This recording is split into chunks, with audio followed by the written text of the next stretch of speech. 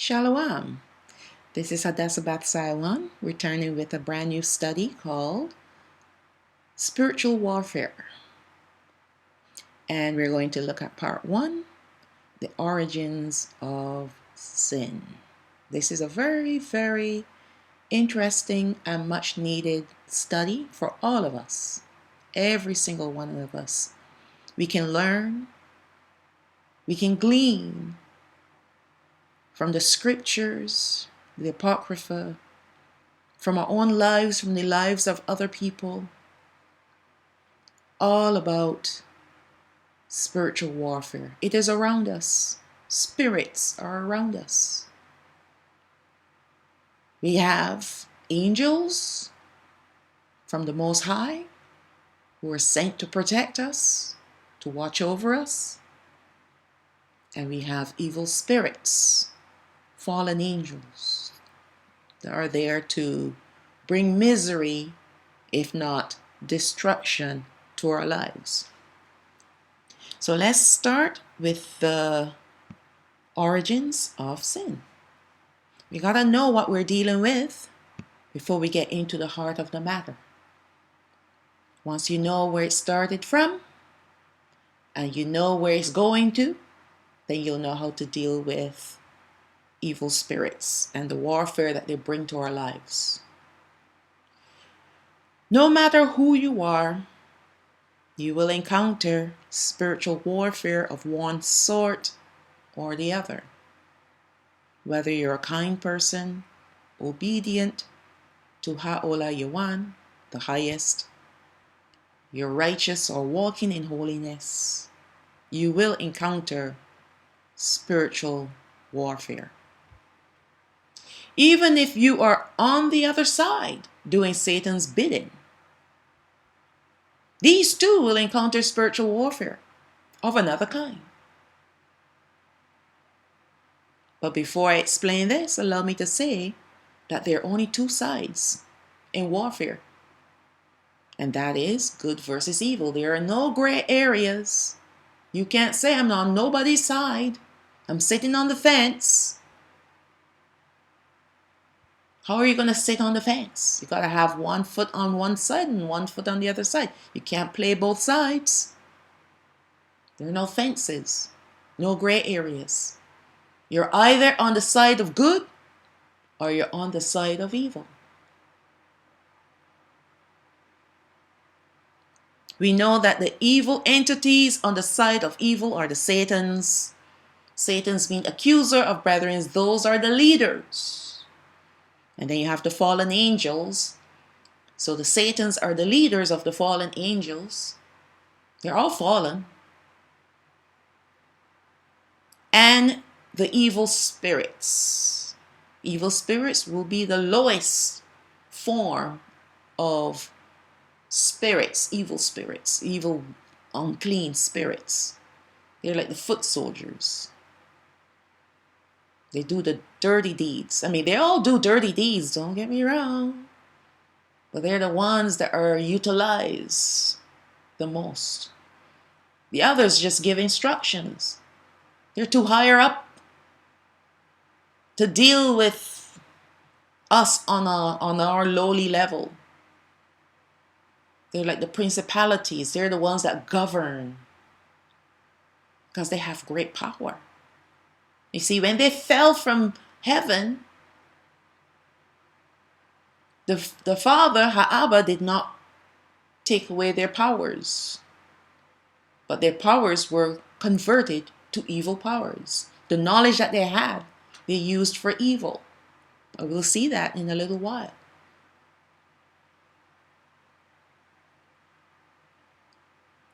So they are not going to mess their hands with us, the little peons. That's what the evil spirits are there for. They give instructions. All right? And on the other side, we have the other side that's called good. That we have Yahawah, and we are speaking of the Father, Yahawah, the Son, Hamashiach, and Ruach HaKodesh. They're all called Alahayam. Alahayam means ascended glory. That's the correct title for them. It is not Elohim. It is Alahayam. And then we have also the holy angels. And of course, his saints. We're his saints. When we receive him into our lives and we believe in Hamashiach, we are now called saints. We're no longer sinners. Spiritual warfare has been around from the time of the rebellion in heaven that took place when Lucifer exalted himself before Ha'olah Yawan and was cast out of his heavenly home along with 1/3 of the angels into a Lord realm still in the heavenlies. Because they're spiritual beings, they have to live in a spiritual realm. Although they can do both because they can convert themselves into anything. I'm speaking only of the fallen angels. Evil spirits have to possess things in order to have a physical body, but the fallen angels, they can take on physical bodies. They can make their own physical bodies. And when I said make, I mean it becomes like an apparition. Many times people have seen angels and they have the form of a man. Angels have that power to be spiritual but yet take on a physical form. It's not something they make themselves. Please don't read my words wrong. But it's something that they can do.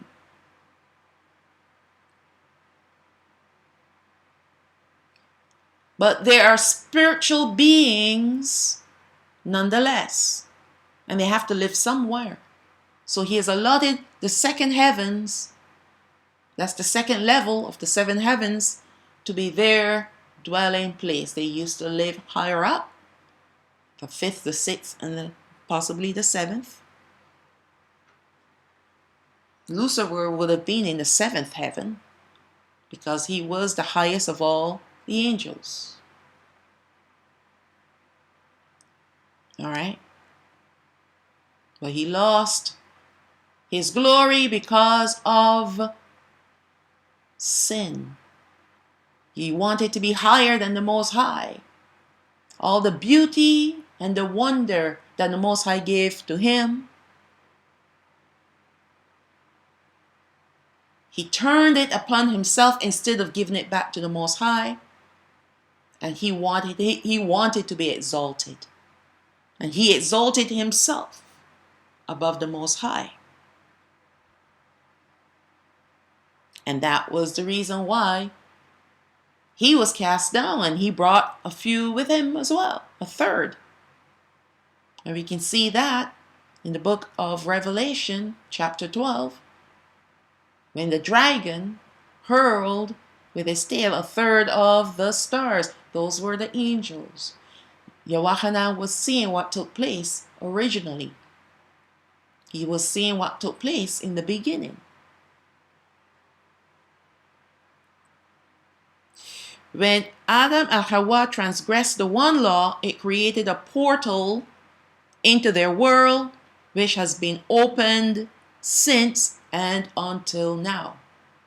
You see, Satan did not have access into this world to manifest himself the manner in which he wanted to until Adam and Hawa.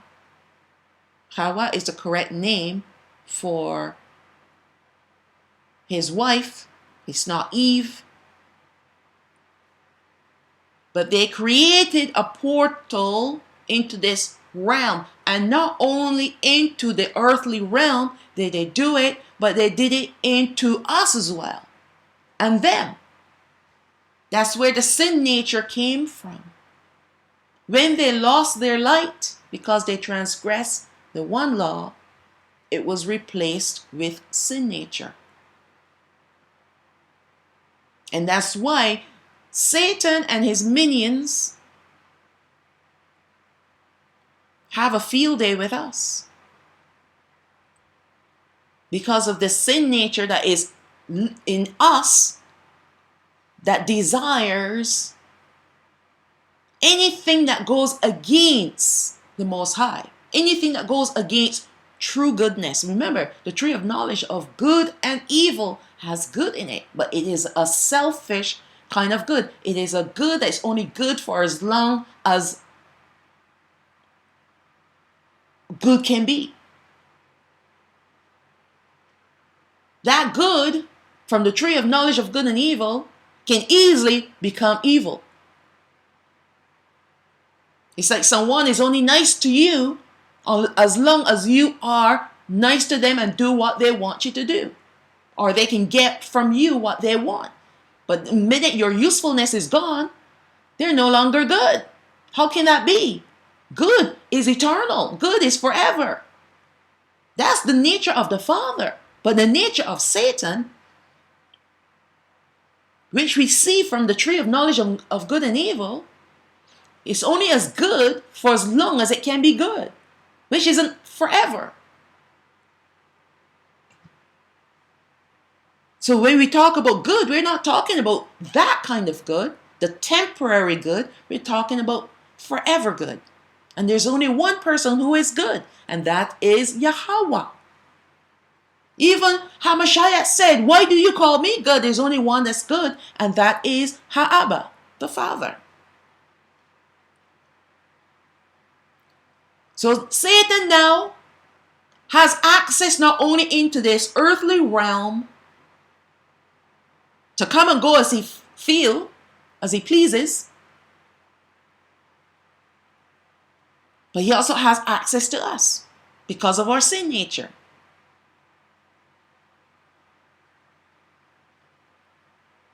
There's good news down the road, don't worry. We're not forsaken. We were never forsaken. And the Most High knew all of this was going to happen. He had a plan. And that plan now is in effect, fully. So just don't let it make you feel like you've lost or you are lost. We're not lost. As long as we hold on to the Most High, we can never be lost. Okay, let's move on because I'm going to go slowly through this. We're going to look at a lot of scriptures and the Apocrypha. Okay? So even though Satan has access now to our earthly realm and our lives because of our sin nature,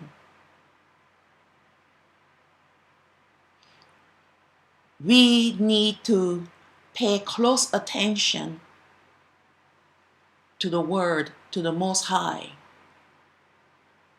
and everything that He tells us to do will help us to block Satan's entry. All right?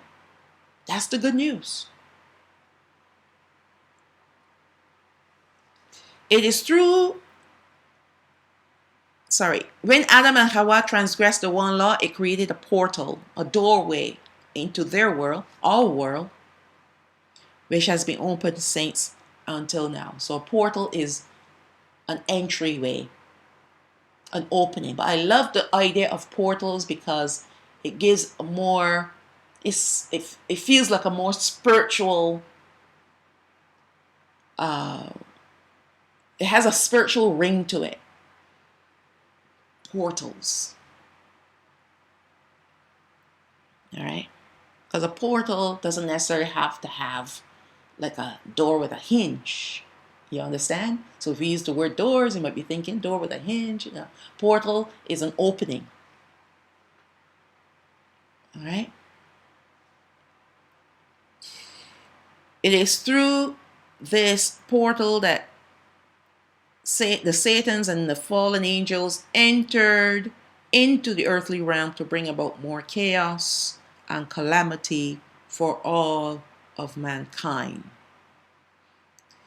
Now, when Adam and Hawa sinned and they were cast out of the Garden of Eden, and they had to go and dwell on another mountain.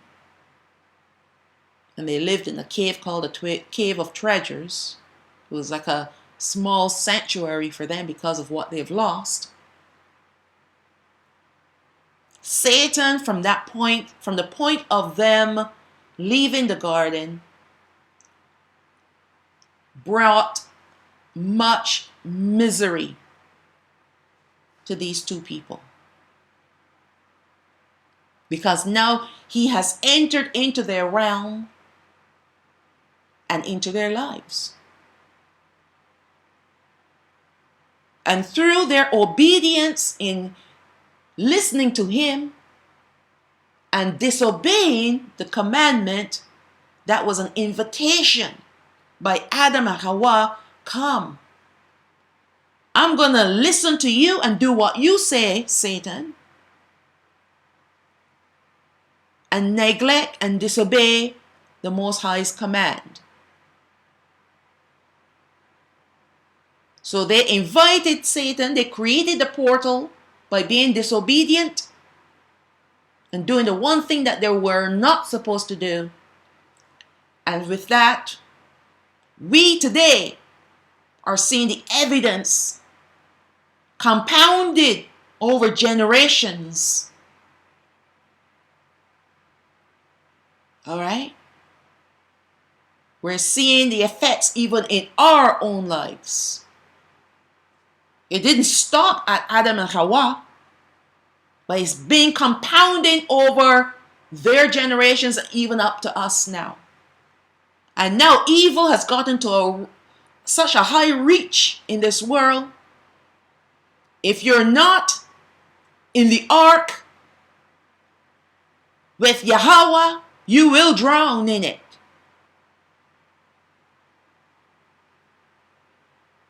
There's such wickedness afoot.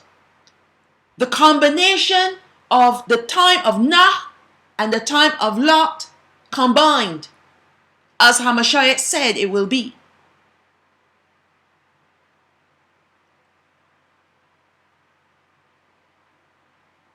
Much wickedness. Even the servants of Satan are faced with their own spiritual warfare because they're battling against Yahawah and his people. And whenever his people cry out, he responds to them. He responds to the cries of his people. And he fights against Satan's people. You've seen it throughout the scriptures. So yes, they have their spiritual warfare to deal with too, but it's of a different aspect, is a different kind of warfare because it's with the Most High. He is not warring against them, they're warring against him, and he just defeats them. Listen, the Most High, if he could, he can shut down this program and start all over again. He could rid the world forever of all evil, just like that. But no, he is not that kind of way. When he speaks a word and he makes a covenant, he is sacred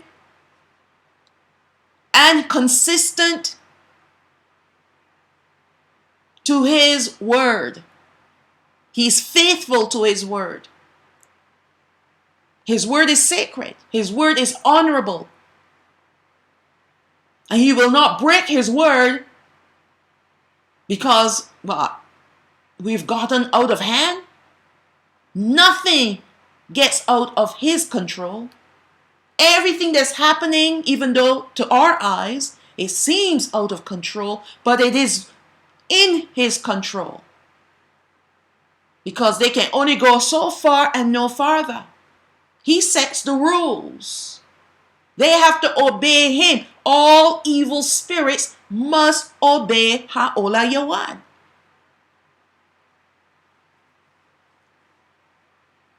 But everything that is happening today is to sift his people like wheat. He's using them as pawns to sift us, his people. Because at the end of the day, the only people that the Most High is looking for are his righteous remnant. All else will be burnt up in the lake of fire, along with Satan and his minions. So they're not a problem to him. Satan and his devils are not a problem to Yahawah. He's a problem to us. But he's not a problem to the Father. The Father's concern is not about them and what they're doing. The Father's concern is about us and what we're doing and what we are not doing according to his word.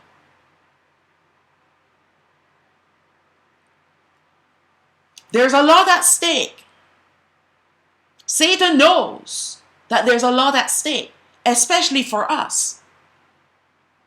Because if we get through this spiritual warfare and make it into his kingdom, our inheritance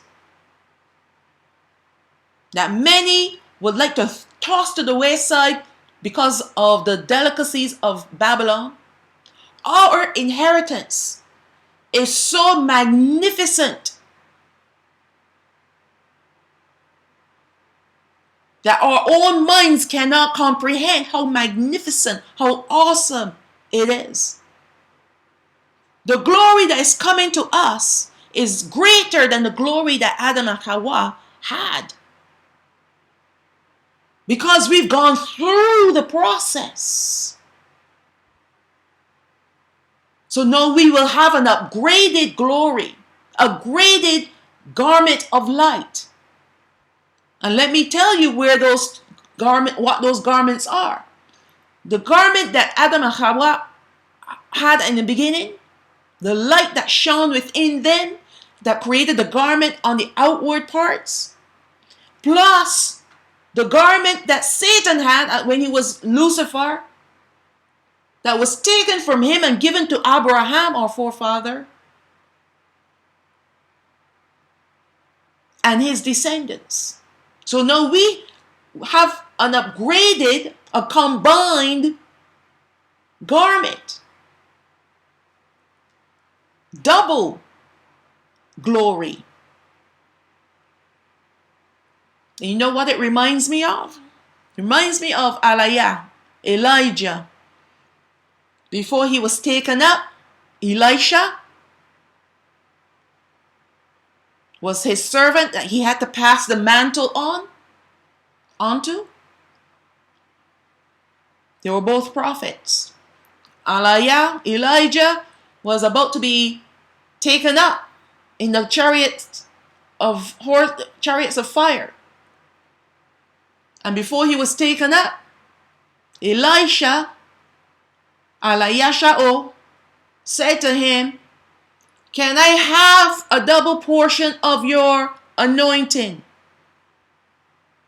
And Elijah said to him, "If you see me go, you'll get it." And he did see him go, and he did receive a double portion of what Elijah had. And that is a lesson for us all, because our inheritance is a double portion. Think of another story, Yahawah, Joseph. When he received a blessing from the Most High blessed him doubly for what he did for his brethren, preserving them through the 7 years of famine. And he received a double portion. As a matter of fact, one of his sons, his name means double portion. And that's why both sons of Yahawah are included in the 12 tribes. Both sons. Double portion. So there's a double portion of glory waiting for us, and Satan knows it. And that's why he fights hardest against us. He doesn't fight this hard against the Gentiles. That's why they can get through in this world. That's why they're successful in this world. Whereas we scraping rock bottom and we're still not getting anywhere.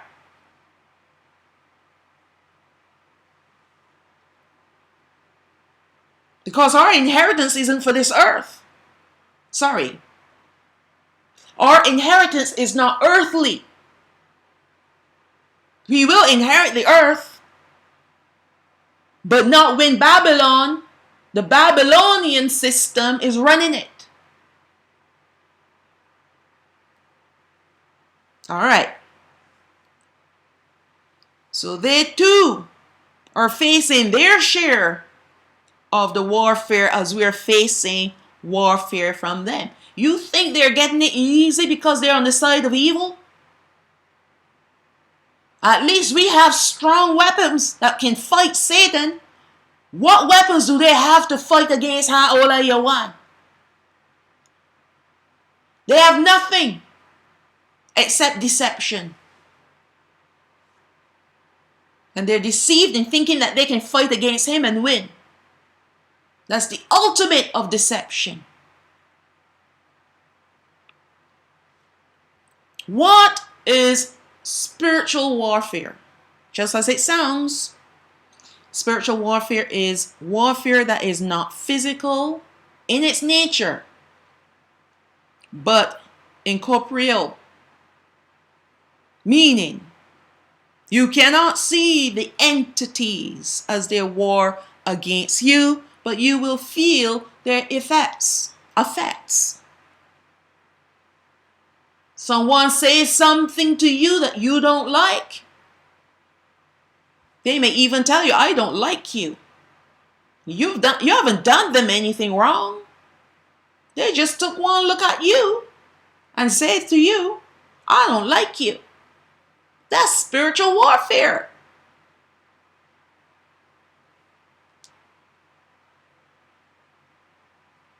And what the enemy would want you to do now is retaliate. Because when you retaliate, you're adding fuel to his fire against you.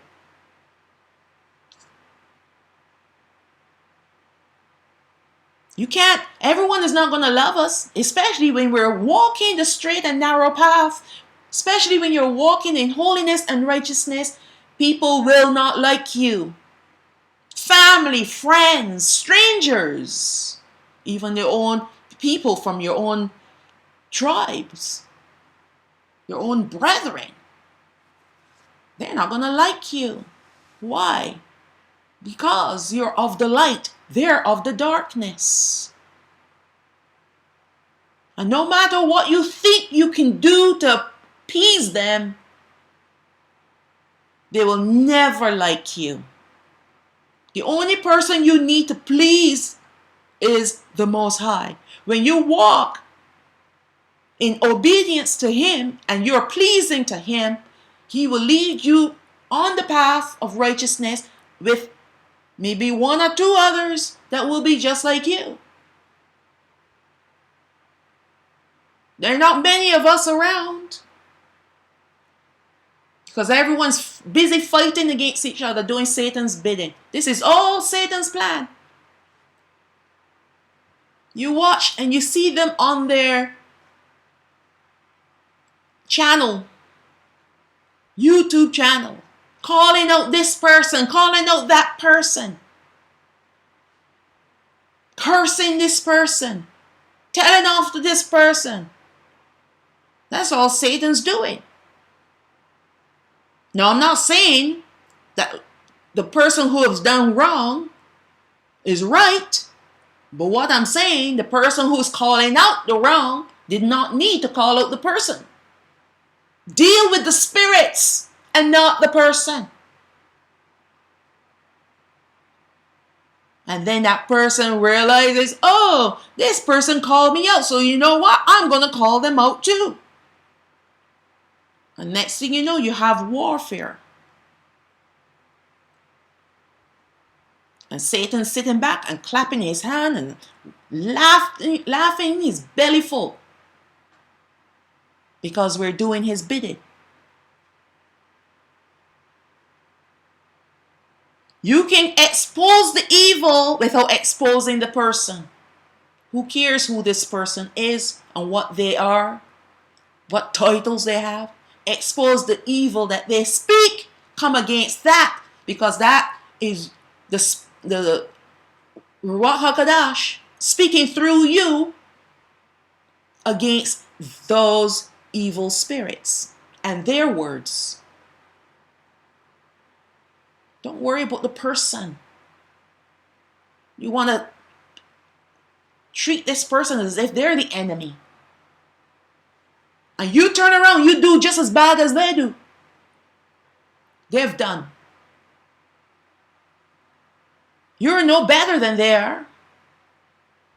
Because you've lowered yourself and created a cat fight. An alley cat fight. You know how alley cats behave? That's how some of our brethren, in fact, a lot of our brethren behave that way. Calling out this person, bringing curses against this person and judgments against this person. Who are you? Who do you think you are to do that? If you disagree with the teaching of what the person is saying because it doesn't line up with the scriptures, deal with that. Leave the person out. Let that person belongs to the Most High, and he will take revenge. He will take his own revenge on them. He will punish them if punishment is due.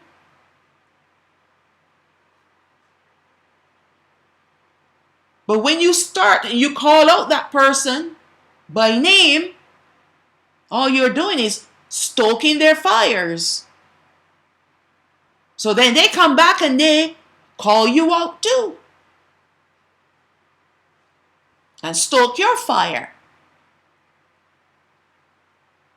How is there peace? He said, blessed are the peacemakers, for they shall be called what? The children of Yahawah. How can you rightfully call yourself a child of the Most High when you're creating strife?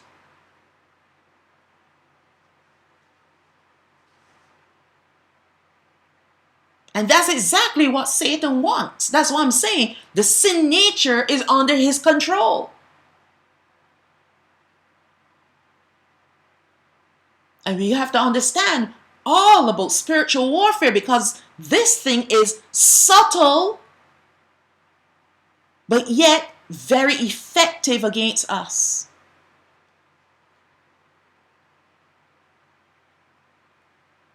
All right? We have to be very careful. Expose the evil, but leave the person in the hands of the Most High. And hopefully, if you expose the evil that this person has spoken about or done, hopefully that person will repent, because they may not have realized what they have said was wrong. But the Spirit now can convict the heart of this person to say, you know, you need to listen. And if that person is wanting to live a righteous life, they will listen and they will make amends.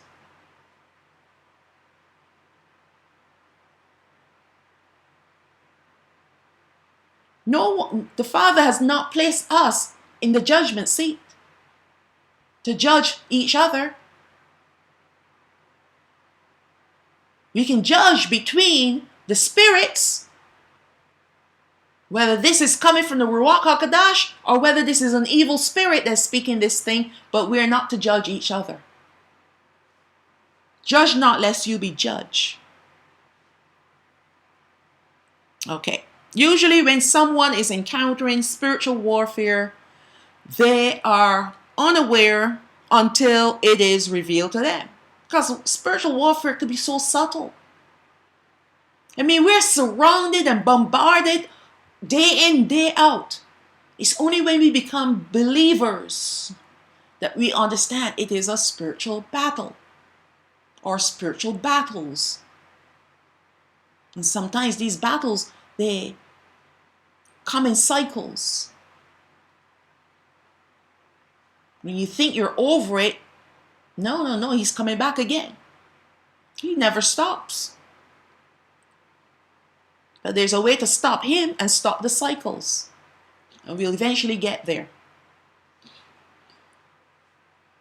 This is because the symptoms or evidence of spiritual warfare can be so varied and diverse that most times it will take Ruach HaKodesh, the Holy Spirit, to let you know that what you are experiencing is spiritual warfare.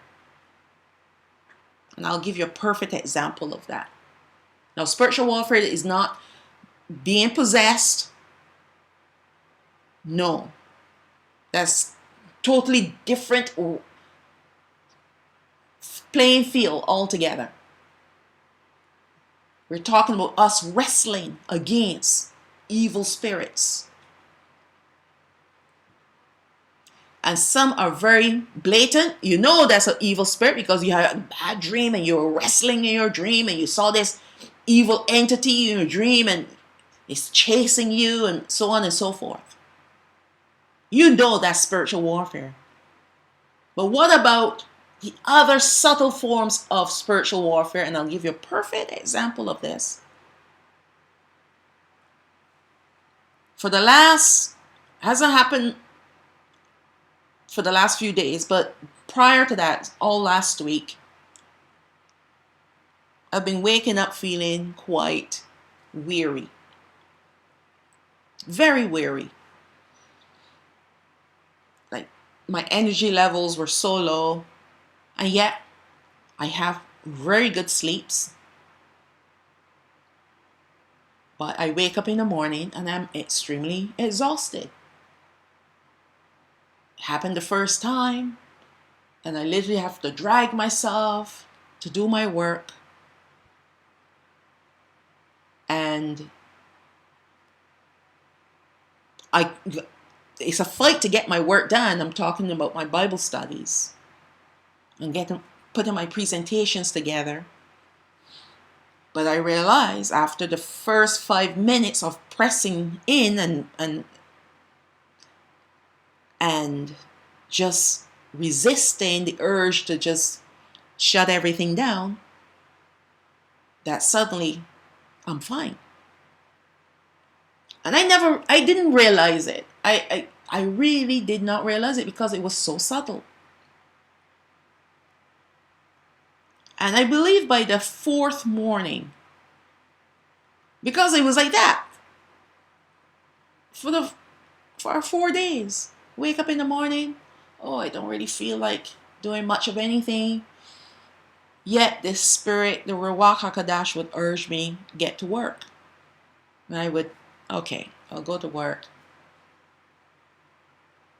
But it's still rough to get started, but once I got started, then it just melts away. That weariness melts away. Until by the fourth morning, when it came very heavily on me. And I prayed. I said, Father, what is this? Because I slept my 8 hours last night and I had a good sleep. What is this? And then I said to him, and when it comes to getting into my presentations and doing my Bible studies, it's hard for me to get started. There's a fight for me to go to bed and take some more rest or do something else. Because my mind feels weary. My body feels weary. And then I said, but after I get started, I feel good. It's like it just disappears, and I have this chock full of energy, and I go out and I do other things. I go do my shopping and whatnots. And he said, "What does that sound like to you?" He said, "It is spiritual warfare."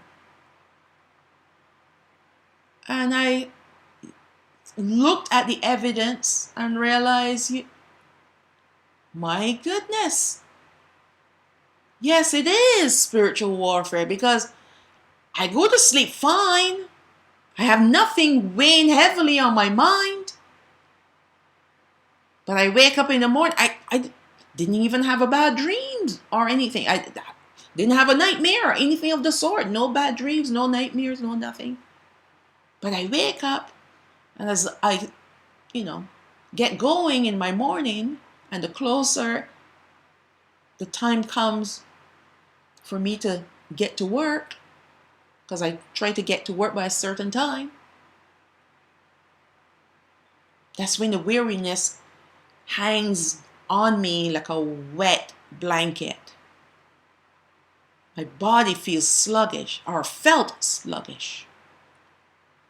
But then once I push through that and I sit before the computer and I start to do the work, all of a sudden it's like a puff of smoke disappears. He said, "Didn't you notice that happened over a period of, for the last, I believe it was like the last 3 days. This is the 4th day."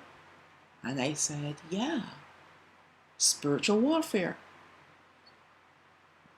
Fight against it. Because Satan does not want me to do these presentations, because it exposes him. So of course he's going to fight against me.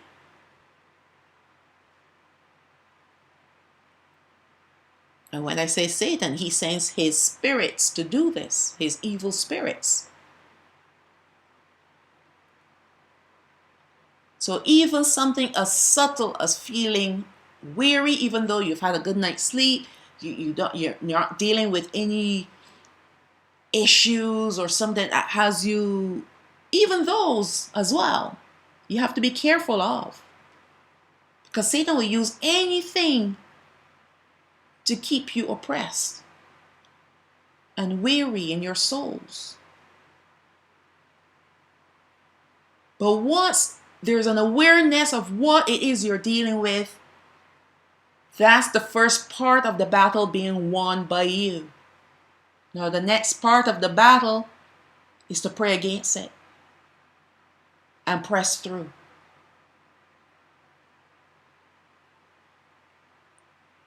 All right, and all that I will cover later on as we get deeper and deeper into this topic.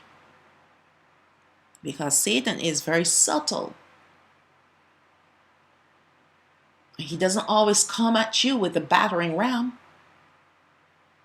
But he can send like those little fiery darts. And he sends the most subtle spirits. Because he wants to draw you out from the light. He knows that when I'm in the Word, I'm in the light. Stop her from getting into the Word so that we can have access to her. But we'll also look at that later too. Okay. It can range from feeling depressed, oppressed, anxious, even fear, tired, frustrated, to feeling ill. Sometimes you just feel ill and you don't know, where is this coming from? You have this terrible headache that just appears out of nowhere. It just comes out of nowhere. It doesn't appear, but it comes out of nowhere. All that is spiritual warfare. Satan is trying to resist you from doing what the Most High wants you to do. Whether it is to pray, to fast, to spend time in His Word, to spend time in worship. He will send all manner of disruptions. That's why I turn off my phone when I'm spending my time with him. Turn it off. The only emergency that I want to respond to is a fire, or when he sends his chariots. All right? All diseases are spiritual warfare. And let me share this to you. Share this with you. A lot of the diseases in this world, 99% of them, were created by the devils themselves, put in vials and placed in our arms when we were little kids.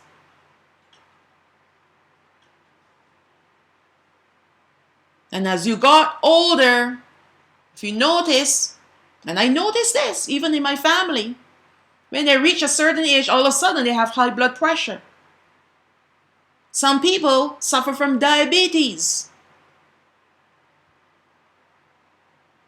heart problems. Cancers now are on the arise. Why? Because they put ticking bombs, the silent killers, in the vials and call them our needed shots to get into schools and to perform certain curriculums. Like, because I remember when I was doing metal work in high school, we had to get tetanus shots. Come to find out, there's no such thing as tetanus. There's no documentations of, they call it lockjaw or tetanus. No documentation of it. But it's been written about. A doctor came out and said that. She said she did her research, and she's a doctor.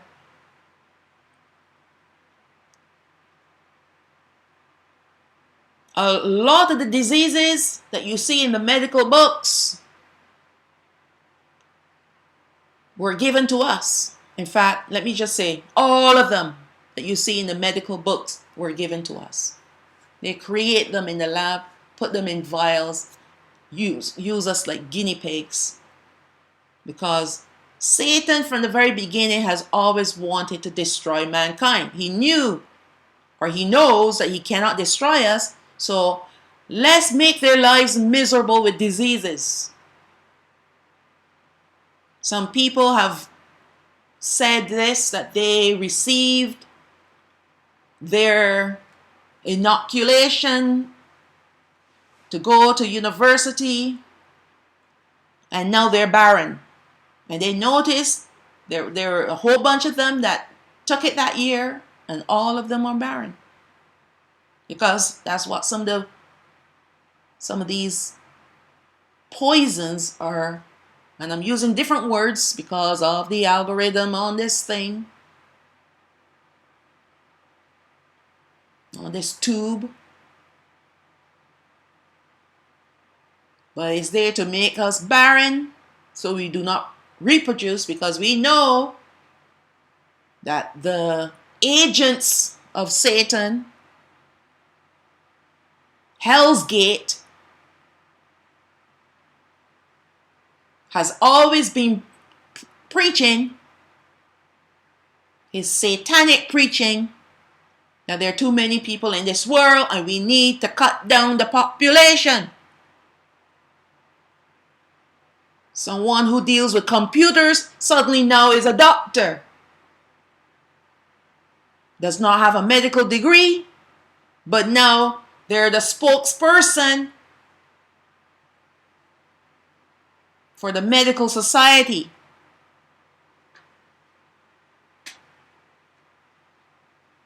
And no one says anything because this person is a famous philanthropist.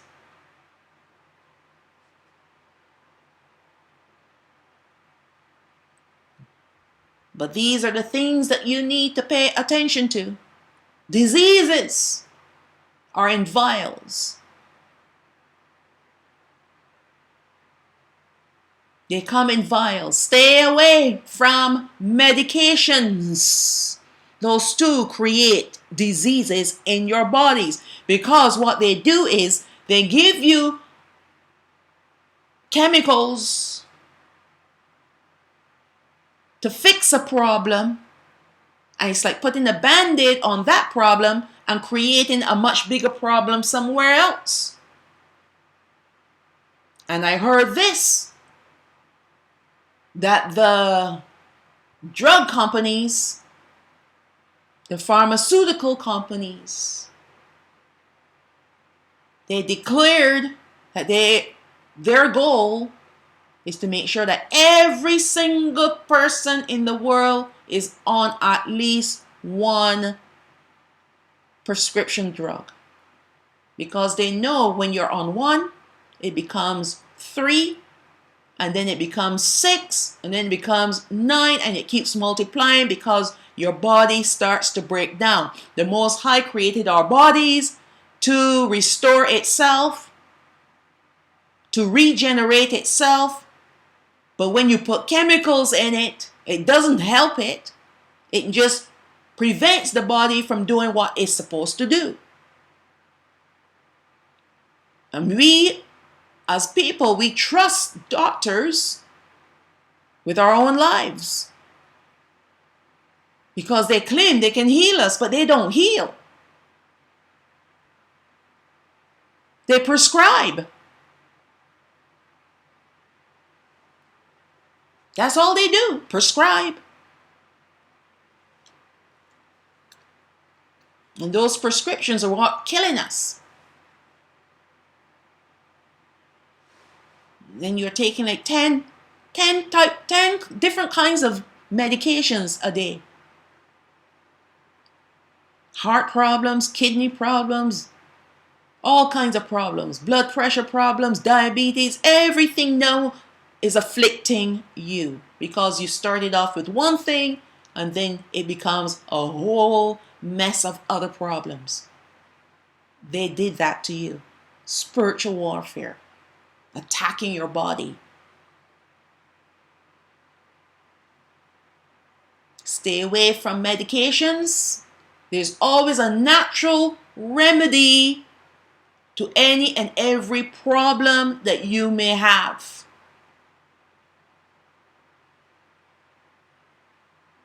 And they try to make natural remedies to be the culprit, to be bad, whereas the chemicals, although because they're prescribed by doctors, they're good. And because they're approved by agencies, they're good. Okay. All mental illnesses are also a part of spiritual warfare. Should have put that in the plural. They're all spiritual warfare. I know people would like to think that, okay, this person has schizophrenia. Oh, that's not their fault. It is an evil spirit. You got to see it for what it is. Oh, they were born that way. It is an evil spirit that they were born with. We don't know what their parents were involved in. What came down from their lineage.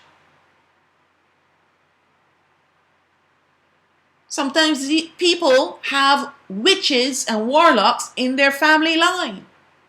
And these curses are passed on. And worse yet, compounded to create all manner of mental illness in children.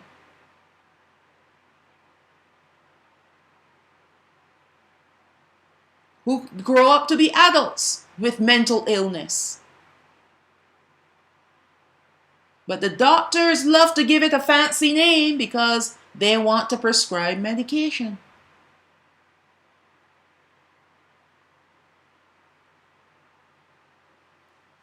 We were created to have a sound mind and body. But if your mind isn't sound and your body isn't sound, why is that?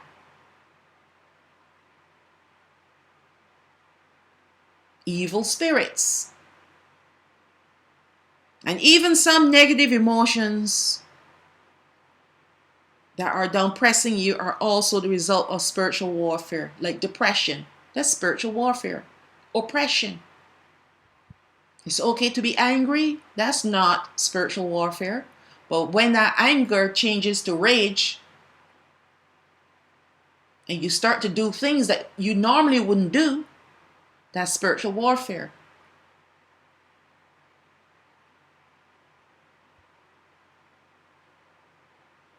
And the devil is using you against who the opposition is.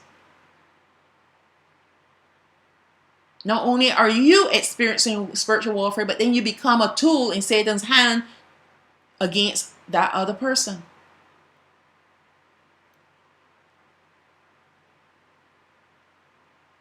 We've been lied to when the medical society declared mental illnesses as either chemical imbalances or inherited as in familial disorders. That's what they lie and say to you. Oh, this person doesn't know what they're doing. It's because they're ill. Well, what is the source of their illness? The source is an evil spirit, a spirit of infirmity.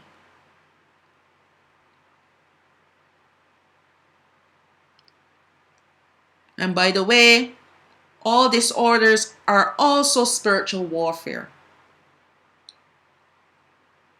All disorders.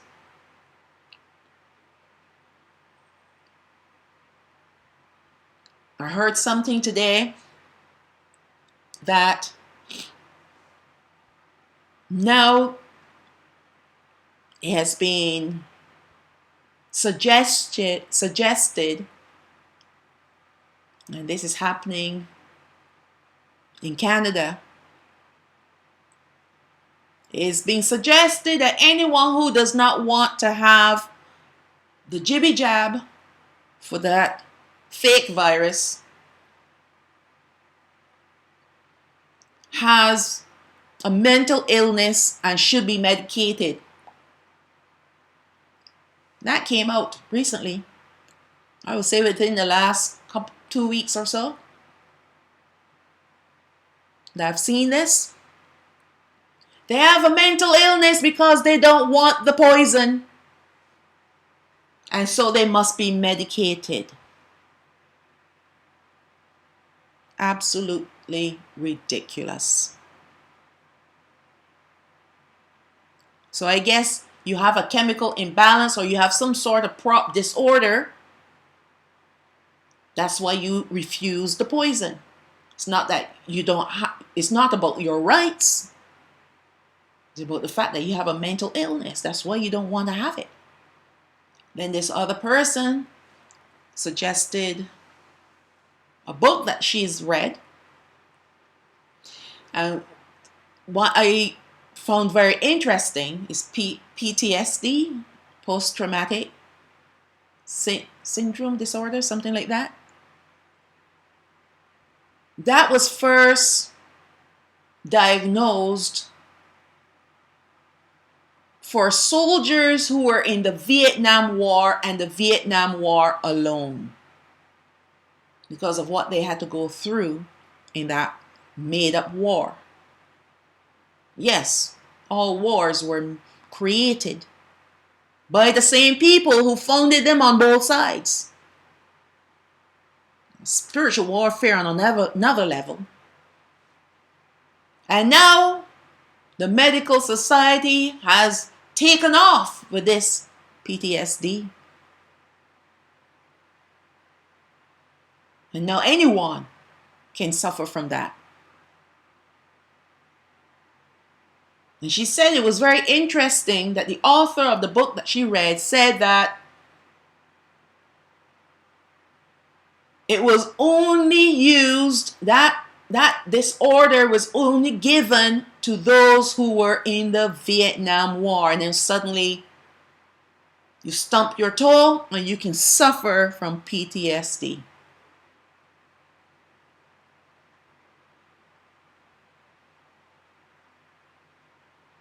All right. Spiritual warfare of a different kind. Well, actually, of a subtle kind. Because now they're suggesting that the purebloods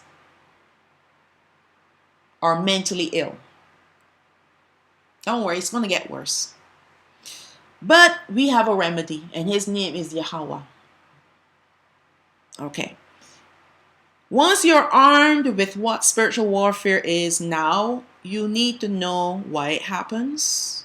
And sometimes for many people, it is the same warfare day in and day out.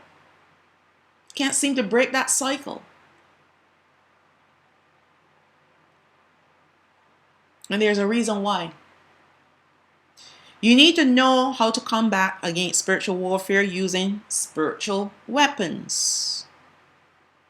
And having a covering of a spiritual armor. Now, the reason why we fall prey to, or we suffer injury in spiritual warfare is because we are covering our spiritual armor. Either it's not there, or it's not finished, it's not completed, or there's a part that's missing that needs reinforcing. You cannot fight spiritual warfare with your fists or with natural weapons. You fight spiritual warfare using spiritual weapons. We'll cover that later. All right? Cover all about this later. Now we just building a foundation to have an understanding about where this all started. But before we can even begin to consider battling against spiritual warfare, we have to know about the evil entities and where they came from originally and why they afflict us. We will be looking at both the Bible and the Apocrypha for our answers. Bara'ashayah, the book of Genesis, we always go to the beginning to lay our foundation. Starting at chapter 6, verse 1. And it came to pass when men began to multiply on the face of the earth, and daughters were born unto them, that the sons of Alahayam saw the daughters of men that they were fair. Some people preach and teach that the sons of Alahayam are the sons of Cain or Cain. And the daughters of men will be the daughters, still the daughters of Cain and whomever else. I believe it would have been Sawath, because he was the third son that was born to Adam and Hawa. But that doesn't make any sense, because as you will see, that when the sons of Alahayam and the daughters of men cohabitate with each other, they created a species called the giants, Nephilim. And that would not happen normally with a man and a woman, an earthly man and an earthly woman.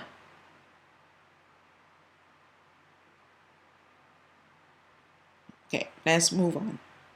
The sons of Alahayam are actually angels, the watchers, which we'll find out in the book of the apocryphal book of Enoch, Hanawak. And the daughters of men will be the daughters of men. People, earthly people. And they took them wives of all which they chose. And Yahawah said, My Rawak shall not always strive with man, for that he also is flesh. Yet his days shall be 120 years. Verse 4. There were giants in the earth in those days, and also after that. So the giants would not come normally from a man and a woman. That's a strange phenomenon. But the giants came because they are hybrid breed. And there were giants in those days and afterwards, meaning even now. So once the Nephilim bloodline came on the earth, it's hard to get rid of them until the Most High comes and casts them all into the lake of fire. And also after that, when the sons of Alahayam came in unto the daughters of men, and they bore children unto them, the same became what? Mighty men, powerful men, giants, which were of old. They had long lives. They lived very long lives because they were half angel, half human. Men of renown. They were very wicked. And Alahayam saw that the wickedness of man was great in the earth, and every imagination of the thoughts of his heart was only evil continually. And it repented Yahawah that he had made man on the earth, and it grieved him in his heart. And Yahawah said, I will destroy man whom I have created from the face of the earth, both man and beast, and the creeping thing, and the fowls of the air. For he repented, it made him sorry. For he repented me that I have made them. Now he destroyed man, beast, creeping things, and fowls of the air. Why? If man was being wicked towards each other, then he would just destroy man. But apparently, it didn't stop at them. No, it did not. That's why he had to clean the earth. First Yahawah, the first book of Enoch, chapter 6, verse 1. And it came to pass when the children of men had multiplied in those days, were born to them beautiful and fair daughters. And the angels, the sons of heaven, now you see it for yourselves, saw and lusted after them, and said to one another, Come, let us choose us wives from among the children of men, and have children with them. So they were conscious about what they wanted to do. Now let me just say this, these people that had this idea, these angels, were not originally a part of the fallen angels. They were the watchers. They called them the watchers because they were sent to watch over mankind. But they started to get other ideas because of the fallen angels that influenced them. And these ones, there were 200 of them that came down and were influenced to take on physical bodies. And then they began to lust, because once you hang around with Satan and his fallen devils, his fallen angels, what is going to happen? He's going to make suggestions. And Samjaza, who was their leader, said to them, and that's the name of one of the watchers that was there with them. And he also took the advice of others, and we'll see that in the next slide, because there were others that came from the fallen angels that also influenced these ones. What Satan was planning, and that, I believe the name of that one Satan that was the culprit, Gadriel, he was the one who was the schemer. He wanted to create an army, a bigger army, because he knew that he had a smaller compared to the 2/3 that were left in the heavens, plus the saints. So he needed to grow his armies, and this is what he did to influence these ones to do this. And he knew, and why he chose these ones to do it, he knew what the Most High would have done to them. All right, let's read on and you'll see. Verse 3, and Samjaza, who was their leader, said to them, I fear you will not agree to do this deed, and I alone shall have to pay the penalty of this great sin. They already knew that this was a great sin, but they still wanted to do it because they're driven by lust. And they all answered him and said, let us all swear an oath and all bind ourselves by mutual curses. Not even blessings, but curses. So we will not abandon this plan, but to do this thing. Then they all swore together and bound themselves by mutual curses, because they already knew what they were doing was wrong. And there were in all 200 who descended in the days of Yarad, and Yarad, who is Jared, means descent. So during his generation, they descended in the summit of Mount Hermon, which is Hara Mawan, and it means a sanctuary. And they called it Mount Hermon because they had sworn and bound themselves by mutual curses on the act. So during their time, during the time of Yarad, they came down.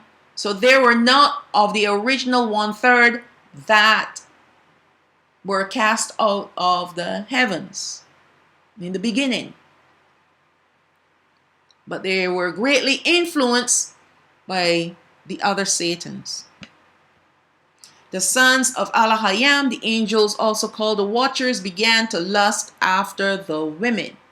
These 200 angels were not part of the fallen 1/3, but they were given a duty to watch after mankind like guardian angels. These watchers were persuaded to commit this act, even though they knew that there will be a great penalty for this great sin they were going to do. Semjaza and Azazel were part of Lucifer's troops. Actually, that is incorrect. Azazel, not Semjaza, were part of Lucifer's troops of the fallen angels. Semjaza was a part of the 200. They were his angels that he was in charge of, but not Azazel. Azazel was a part of Satan's troops, and they should have corrected that. My apologies. So Azazel were part of Lucifer's troops of the fallen angels. There were other leaders that were part of the fallen angels that took part of this as well, which you will see their names in the following slide. So it was these fallen angels that encouraged Semjaza and his 200 angels, well, him included would be 200, to create this, to do this great sin, to commit this great sin against the Most High. Well, it's against themselves and disobeying the Most High. They understood what they were about to do, yet they were so lured by lust, which at this point of time was not even an unclean spirit. But now you know, and you can see where all these sinful acts and evil desires originated from. The fallen angels. And that is with these fallen angels, like I just said. It was later passed on to their offspring. So, what is this great sin? The fact that they lusted after human flesh, which will be the women, transforming themselves to be in human form so that they can marry and have intercourse with these women, was the compounded great sin. Jude chapter 1 verse 6. And the angels which kept not their first estate, but left their own habitation. They left the spiritual realm to enter into the earthly realm. That's what I'm saying. Adam and Yahawah created a portal when they disobeyed the Most High to allow these angels, to allow them to come into our realm and manifest themselves to us in physical form. He has reserved in everlasting chains under darkness unto the judgment of the great day. So they left their first estate. They kept not their first estate, and they left their own habitation. He has them reserved in everlasting chains under darkness unto the judgment of the great day. That will be the white throne judgment. So right now, these ones that cohabitated with women are all in chains. That is the great punishment for them. And that's why Satan himself, Lucifer, did not want to do this deed, because he's reserving himself for something else. But he sent others to do his dirty deeds.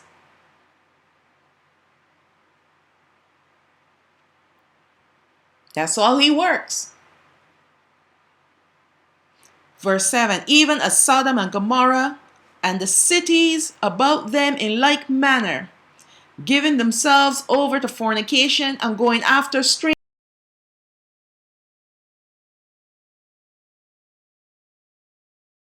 These angels did, going after strange flesh. Why? Because they are angel, and the daughters of men are flesh and blood. So to them, we are strange flesh. To us, they're strange. Well, they're not flesh. They're spirit. But they can take on physical bodies, which to us would be strange flesh, because it's not like our flesh. And that's why the Most High said, I don't want that to happen, because when you come together and you procreate, you're not going to bring forth an offspring that I have created. When he created Adam and Yahawah, they were given the command to multiply. Be fruitful and multiply. That was the blessing. That was a blessing.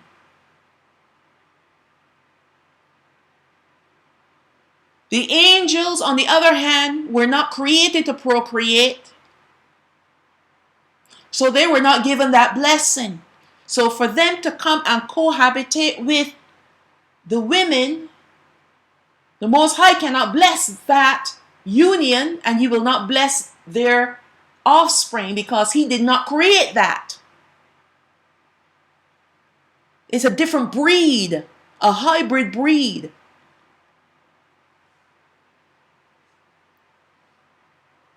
First Yahawah, Enoch chapter 7 verse 1.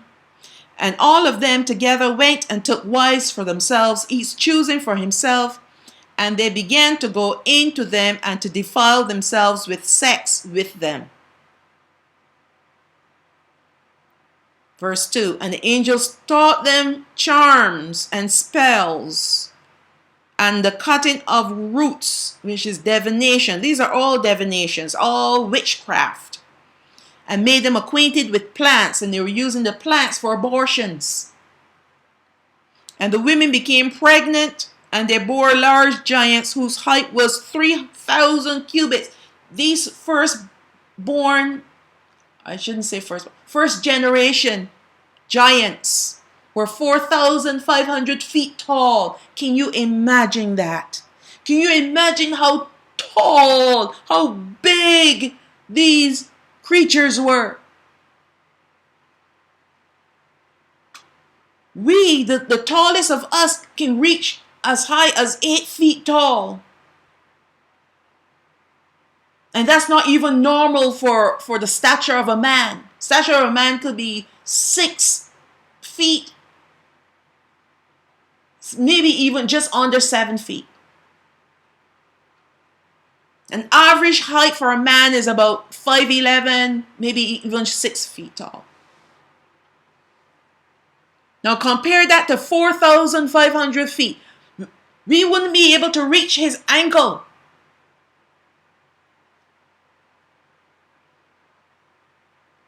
$4,500 is not, it's not a sneeze. That's huge. How are you going to feed that creature? And there's more than one. And this is what happened, verse 4. The giants consumed all the work and toil of men. There's not enough food to feed one giant. Furthermore, the other giants that were born. There were 200 angels that did this. So let's get started. The first generation. How many children would the women have?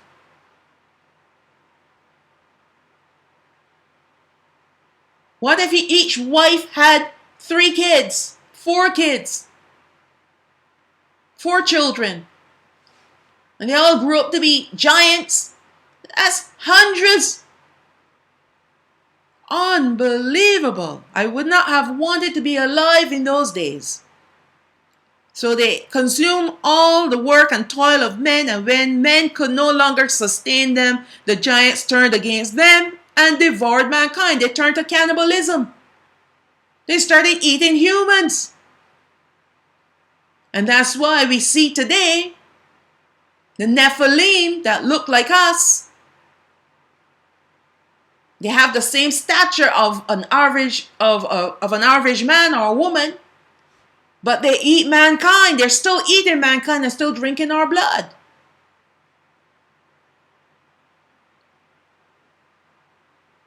Verse 5, and they began to sin against birds.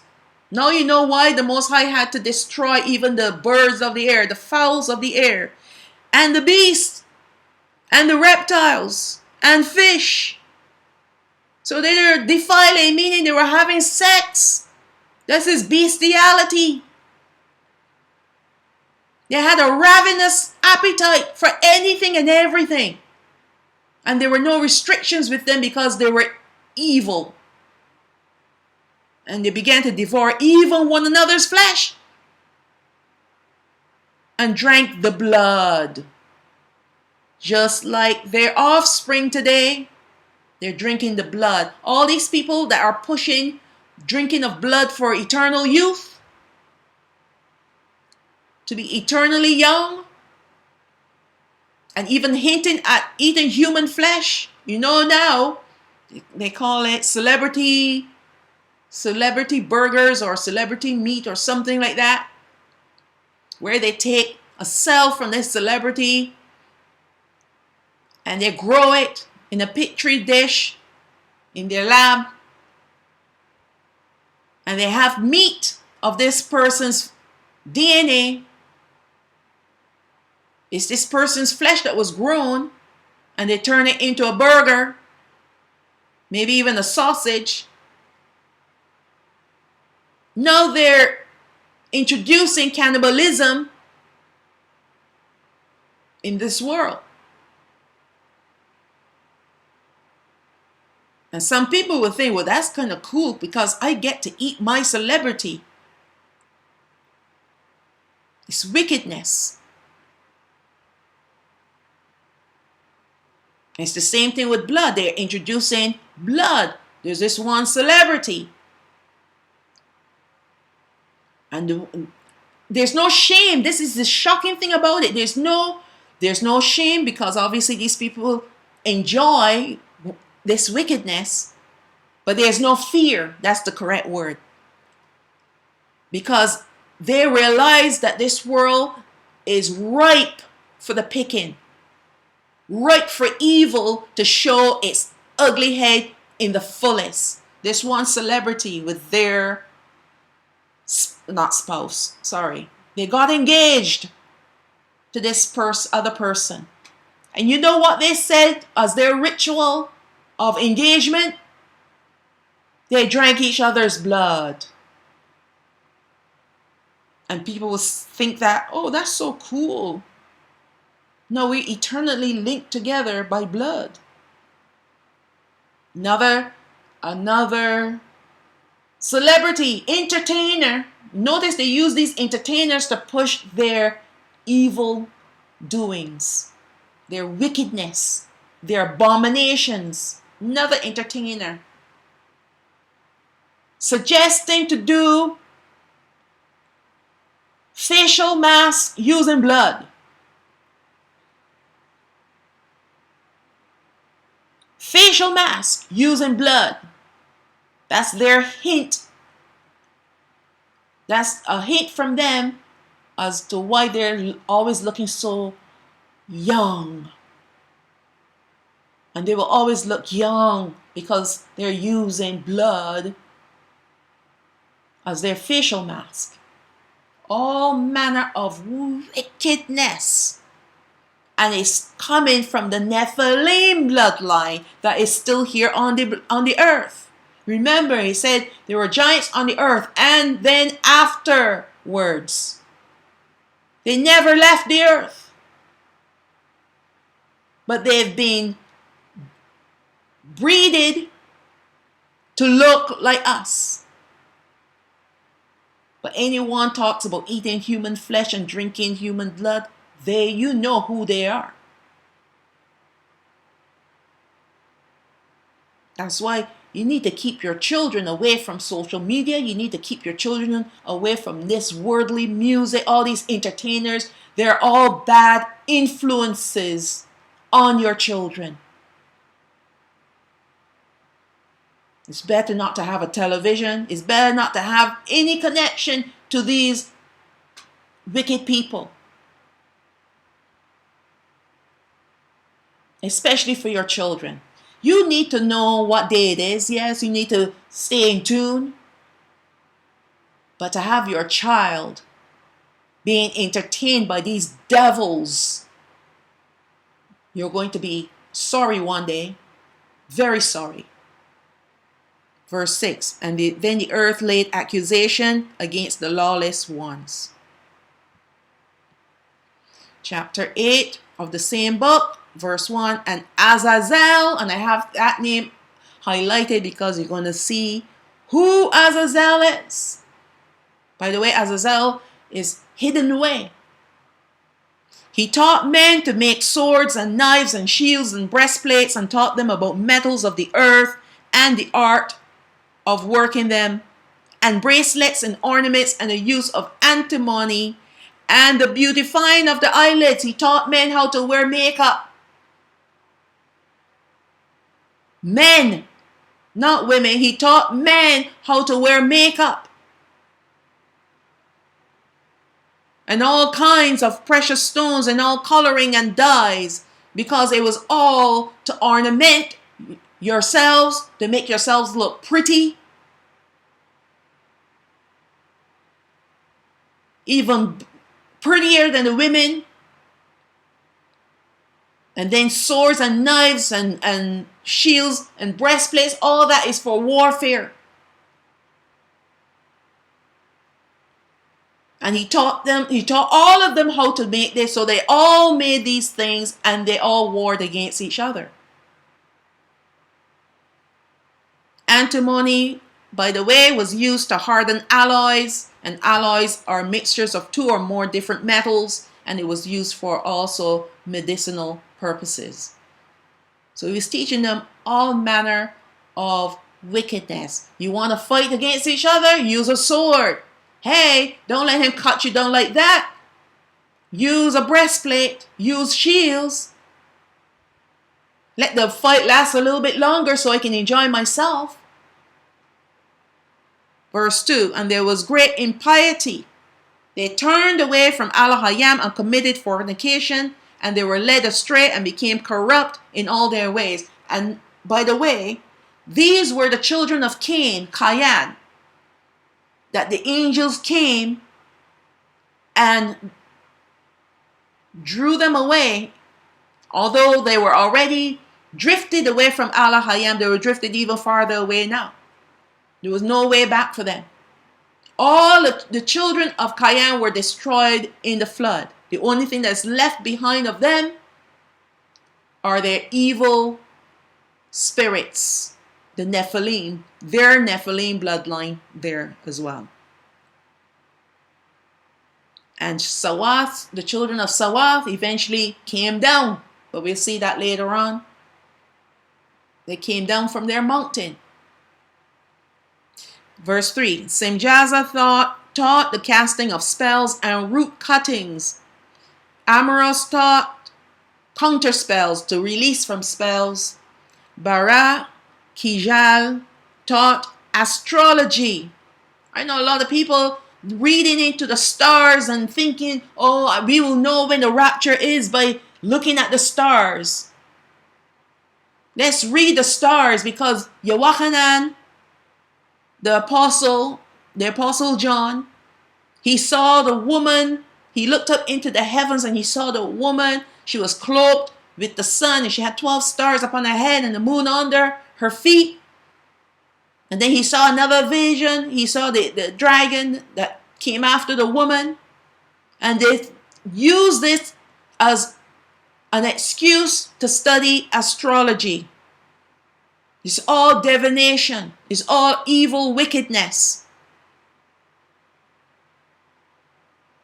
All evil. Kokabel taught the constellations. Speaking of portents, the omens, the signs. Looking at the stars. And Ezekiel, the knowledge of the clouds. They're using clouds to study omens. This isn't looking at clouds to know if the rain is coming. Arachiel, the signs of the earth, same thing, witchcraft. Shamsiel, the signs of the sun, witchcraft. It's not to know when the sun is rising and when the sun is setting so we can know time. No. This is all to do with witchcraft. And Sariel, the course of the moon, again, witchcraft. And as men perished, they cried, and their cry went up to heaven. And I believe the men that were perishing, that were crying out to the Most High, would have been the children of Sawath that did come down from the mountain and realized the biggest mistake of their lives was to leave their mountain. Because the sons of Cain would not be crying out. They were enjoying themselves way too much. And they were just as wicked as the fallen angels and their children. Second book of Adam and Yahawah, chapter 8, verse 14. Now Sawath, who is Seth, my son, place yourself at the head of your people. Now, this is Adam speaking to Sawath because he was dying. He was telling him to place himself at the head of his people, tend to them and watch over them in the fear of Elohim. Lead them in the good way. Command them to fast to Elohim and make them understand they should not listen to Satan or he will destroy them. I tell you again, separate your children and your children's children from Cain's children, from the children of Cain. Do not let them ever mix with them, nor come near them either to talk or to work. And that goes for us today as the offspring of the 12 tribes of Yashrael. We are not to be mixed with any other race or peoples except our own. Second book of Adam and Yahawah, chapter 19, verse 8. And Yared, which is Jared, continued to teach his children 80 years. But after that they began to break the commandments he had given to them and to do many things without his permission. They began to go down from the holy mountain, one after the other, and mix with the children of Cain, who is Cain, in obscene association. That means they were having orgies. Now the reason the children of Yared went down the holy mountain will now be revealed to you. So now he's going to explain why the children of Sawath left the holy mountain. Chapter 20 of the same book, second book of Adam and Yahawah. After chapter 20 verse 1. After Cain had gone down to the land of dark soil and his children had multiplied, there was one of them whose name was Genun, son of Lamech the blind, who slew Cain. So we know that Cain was killed by his own family member. I think it was a great-grandson or a grandson, something like that. Satan came to Genun in his childhood and made a variety of trumpets and horns and string instruments and cymbals and psalteries and lyres and harps and flutes. And Genun played them at all times and at every hour. They were having happy hour every hour. And he was very skilled in music. Very skilled. I remember a long time ago, I heard about this person that was very skilled in playing a particular instrument. I think it was the guitar or something like that. And they weren't very skilled, but they wanted to be very skilled. So what they did, they made a bargain with Satan. If you can make me to be extremely skilled in playing this guitar, I will give you my soul. And so said, so done. And this person became famous as one of the best guitar players around. But once you give your soul over to Satan, there's no way to get it back. So he lived his last days in misery. And that's another thing the devil will bring to. He will bring misery upon you. I've heard situations about it. When he comes to claim your souls, it's not a pleasant experience for that person. Heard about it. First-hand news. Family members that told me. That's why you need to stay away from these devils. You're not skilled in playing the instrument. Maybe that's not your gift. You need to find what you're gifted in and you do it. What the Most High has given to you.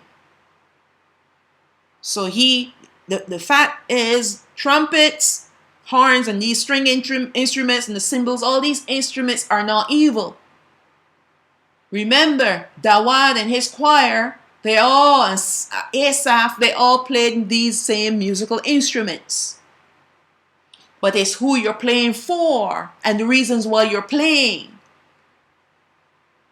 You listen to secular music, who are they entertaining? Who are they invoking with their music? They're not invoking the Most High. They're not praising the Most High. They're not blessing Him. So guess who they're blessing? Guess who they're invoking? You might think, well, this is a conscious rapper or a conscious singer, and they're singing things about what's happening around the world. All of it is attributed to Satan. Unless they're giving praises to the Most High. And don't tell me they're singing, calling on the name Jesus and God and Lord. So therefore, they're singing praises to the Most High. No, they're not. They're still invoking devils. So all this Christian music that you listen to, that you love, all these gospel singers with all their choirs and stuff that they're singing about God and Lord and Jesus Christ and all these different ones, guess who they're invoking? And when you listen to them, guess who you're invoking in your life? And a lot of these people that are popular, they are all part of the system that is wanting to bring you down. They've been planted there. The more popular they are, the higher they are in their masonry. I kid you not. So Satan came to this young man.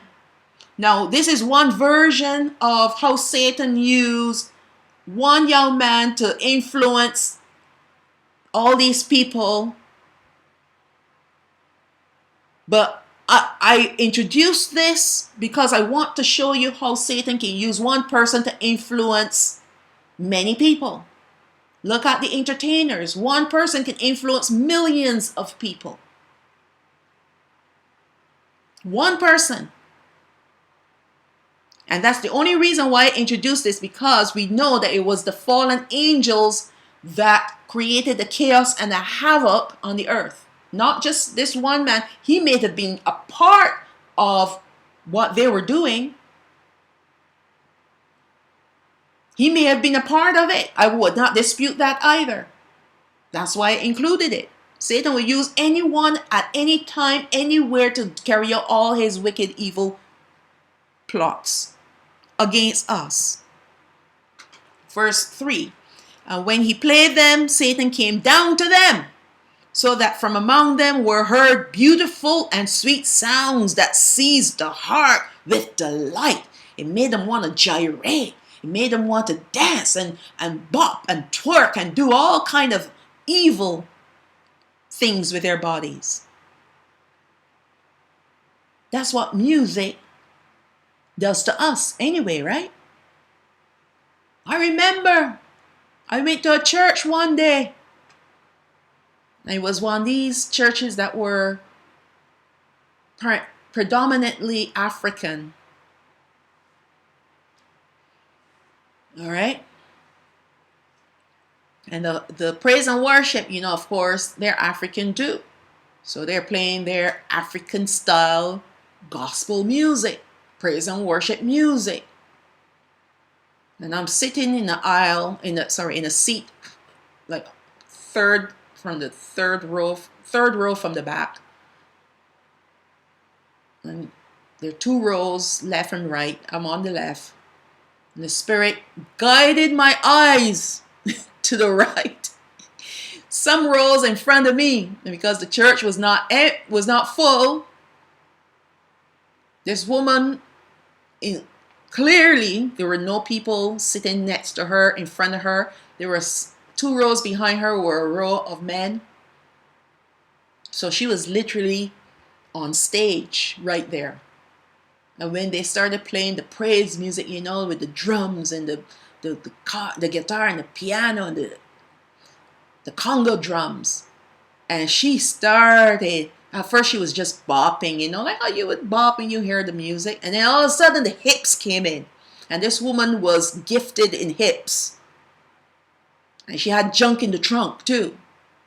And when she started gyrating, it was like it lasted literally like 2 seconds, and then she stopped and she started bopping again, but she couldn't handle it anymore. She started gyrating even more and even more and even more, and the men behind her were having a field day. They were being entertained by her, and I was utterly disgusted. I could not believe my eyes, because if I was a leader in that church, I would have clearly spoken to her, called her out, taken her somewhere quiet and said, if you cannot dance appropriately in this church, then you should sit down or leave. I would have done that if I was a leader in that church. But you see, that entire church was made up of those kinds of people, so no one could say anything to her. I know, because I've been to that church a few times. Actually, I had to stop going because one day I walked in and these men were just undressing me with their eyes, and I felt so unclean. I wanted to burn my skin off. I said, how dare you? This is winter time. I'm wearing a winter jacket, and yet I could feel the looks from their eyes and how they're looking at me from top to bottom. It's almost like they had X-ray vision, and I felt so unclean before them. And I thought, you know what? I don't need to expose myself to these kinds of spirits. Let me not go back to this church. And I stopped. And I've had people that were still attending to that church. They started complaining about the same thing too. I said, good, it's not just me. Because these people, a lot of them, they go partying. the Saturday night, and then they come to church the Sunday morning. I know that because the pastor preached about it. So he knew that there was wickedness in his church. And some of them too were part of the praise and worship. All right? So when the music sees your heart, you start to feel a certain way, all you want to do is gyrate and twerk. Gyrate and twerk. Verse 4. Then he gathered many crowds to play on them, and when they played, it greatly pleased the children of Cain, who fanned themselves to flames of sin amongst themselves, and they burned with fire, while Satan inflamed their hearts with one another, and lust increased among them. And that's why even in that same church, and this is coming from the pastor's mouth, there was a lot of fornication going on in there. Maybe even adultery too. When you see a woman gyrating like that in the church, and you're not really righteous in your own self, what do you think is going to enter into your mind? Satan is right there talking to you, just like how he's talking and fanning the flames of desires in Cain's children. He's right next to you, fanning your flames, throwing oil to make you burn hotter, more coal, more oil. And then he fans it. And he tells you, it does not look good. Would you like to have a little bit of that? And suddenly you get visions. You never had visions before, but all of a sudden you're having visions with you and this person. He does that too. I remember I had a friend, and I warned this friend about this person. But they were so in love with this person. And there was a lot of evil surrounding this particular man. It was a female, a friend of mine. And I knew that this person, this male, was wicked. Because they tried it on me, but like, nah, listen, you're wrong tree for you to raise your leg up. Sorry. I wasn't rude, but I just like, no. But this friend of mine, oh, he's so fine. I must have him. And yet there was a lot of chaos and controversies and all kinds of stuff going on between him, and there was this, it was a big issue going on between friends. Don't want to get too much into it, but the point of the matter is this. The devil was using him against her to draw her into his darkness. And this man prophesied to her. I'm not laughing at her. I'm just laughing at how the devil can just easily, and when our desires are for something that we are not supposed to have, it's easy for the devil to bring prophecy. All of a sudden, this man, who's not a prophet, was prophesying to her and telling her, yeah, we belong together. We belong together. Because God told me that while I was just praying. And of course, she just lapped it up. Next thing you know, they were in sin. I kid you not. This is how the devil, he will use anyone. And here's the sad part of the affair. After this young man got what he wanted from her, he moved on. He moved on. He wasn't interested in her anymore. He got what he wanted. Verse 5. Satan also taught Genoon to make strong drink out of corn, liquor. Junoon used this to bring together crowd upon crowd in houses of drink. You think bars and clubs and all these different things are something new? They were happening way back in the day. That's why the Most High had to destroy this earth.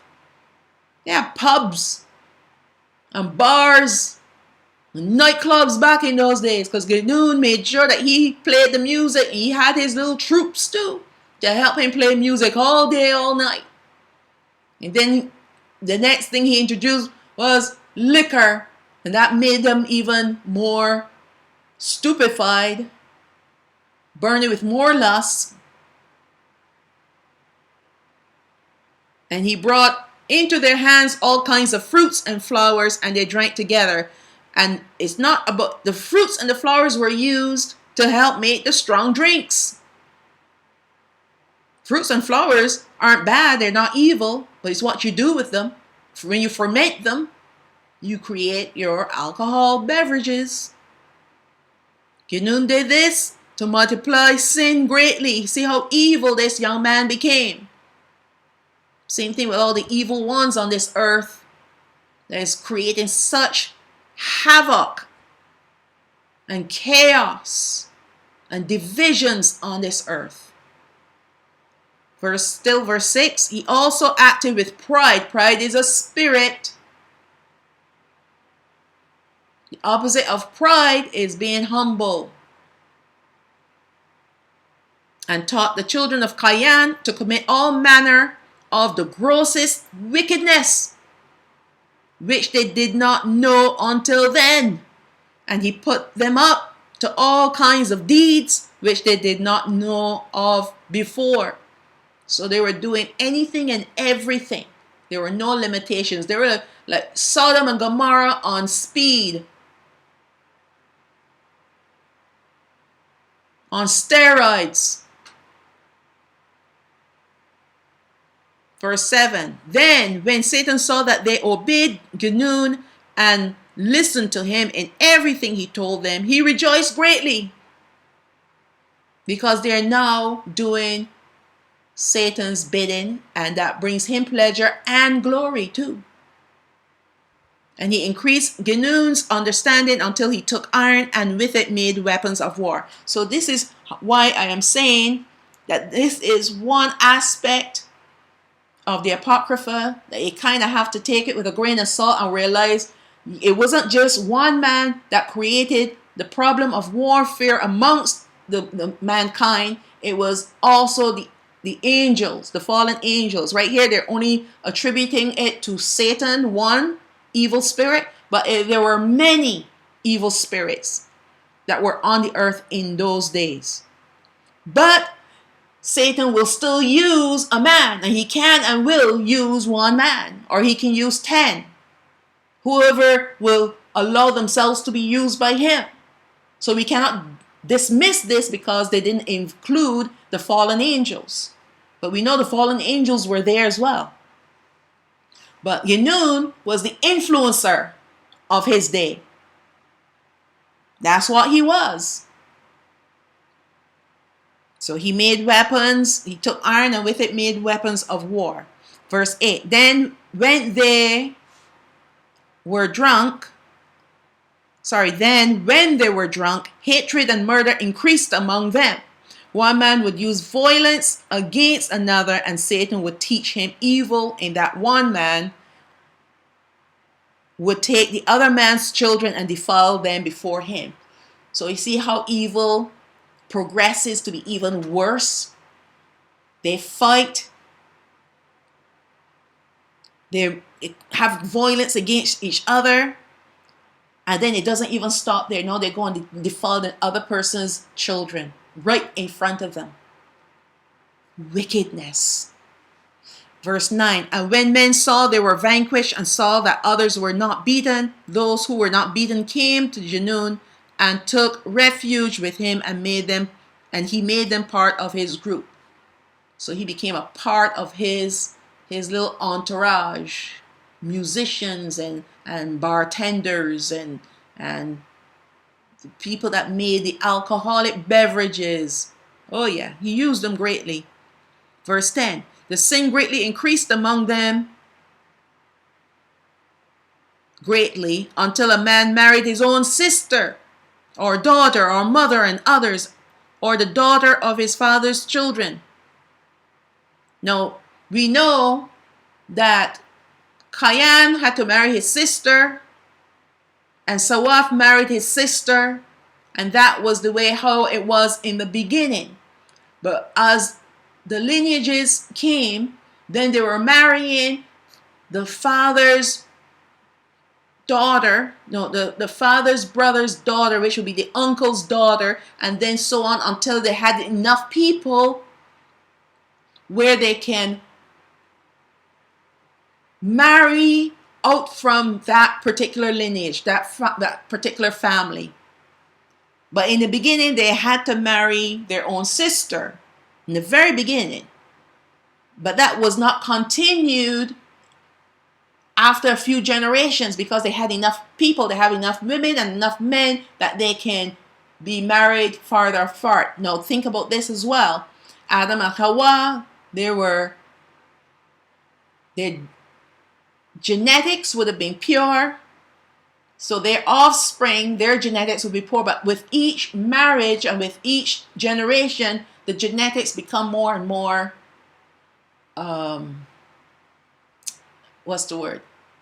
less pure.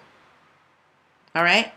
And that's why it is not safe to marry a sister or a brother, even though we say, well, in Adam and Hawa's days, they married their brothers and their sister or their uncles or their cousins. No, we can't do that today because our DNA is so defective for many reasons, right? That if we marry our own family member, the possibility of a child being born defective is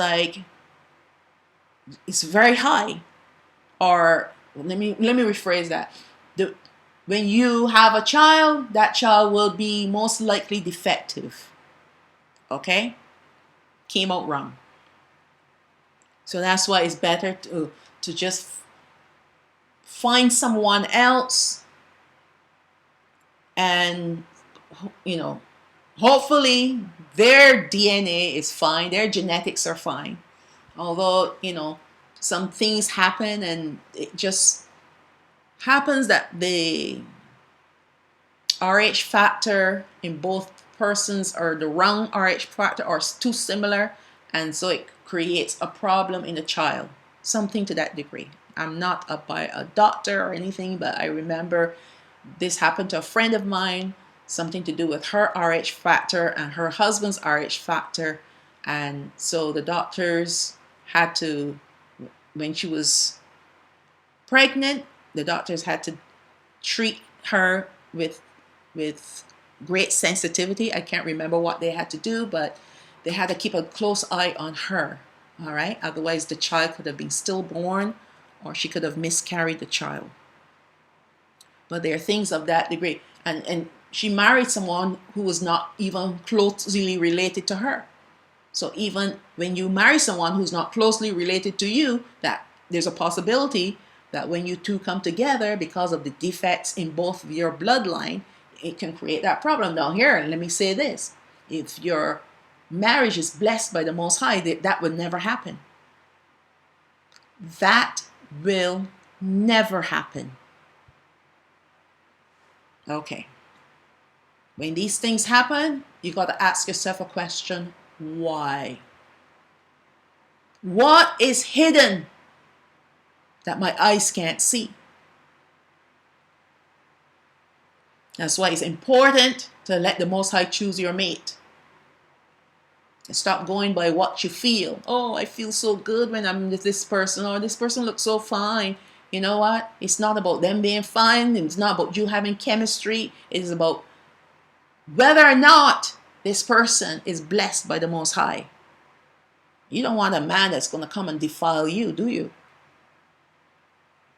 You spend all this time trying to keep yourself righteously and in holiness, and then you go marry the wrong person, and then you have problems down the road. You will have problems. You will have issues down the road because the Most High is not going to bless you. You chose that person, so now you're stuck with them. And whatever the consequences of your actions, if you repent, there's a chance that he can help lessen the consequences, but he's not going to take it all away because you made that choice. And I'm sure he warned you not to take that person as a husband or a wife. I'm sure he spoke to you, but you call it nerves. Oh, I was nervous about getting married, so that's what it is.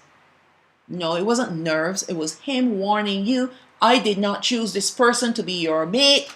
Stay away from them. Oh, no. I'm getting up in age. I need to get going. All my friends are getting married and having children, and I want to have children before my biological clock stops, or whatever the case may be. You're pressured by peer pressure to do this thing. I know you're paying for it. You got to be careful. Don't rush the brush. Verse 9. And when men saw they were vanquished and saw that others were not beaten. Oh, I covered that already. And I covered 10 already too. So verse 11. But Genun gathered together groups and groups that played on horns and on all the other instruments we have already mentioned at the foot of the holy mountain. So now they moved their party to the base of the mountain where the children of Sawath lived. They did that so that the children of Sawath who were on the holy mountain would hear it. So you see, they're now completely saturated with the wickedness. There's no other, they couldn't get any lower than where they were. So now they want to spread their wickedness. And who they want to spread it to? The children of Sawath, the ones that wanted to live righteously and in holiness. Don't ever let your guard down. Verse 12. But when the children of Sawath heard the noise, they wondered and came by companies, meaning groups, and stood on the top of the mountain to look at those below. And this went on for an entire year. You see, Satan is a very patient. Lucifer is very patient. His fallen angels are patient. So are his demons. They're very patient at working at you. They're working when they're working on you, that is. They just want you to take a look. Just take a look. How is it going to hurt for you to take a look? It's not going to hurt. You're not doing anything wrong. You're still on the mountain. Just take a look. Isn't that what he tells us? Just take a look. A quick glance. This woman walks by. Just take a glance. Look at the back parts. Just take a glance. And that's all it takes. Is that one glance. And then that one glance becomes a look. And then beyond looking, you're sitting and you're spending hours and allowing the spirit of lust to enter into you. And with that comes disobedience. Here's what happened to the children of Sawath, the ones that were called the children of Yahawah. They went on for a whole year. A whole year they stood up on the top of the mountain listening to their pagan music, their secular music, watching what they were doing down below. Instead of moving away to the other side of the mountain, they made sure to stand there and watch every single day for an entire year.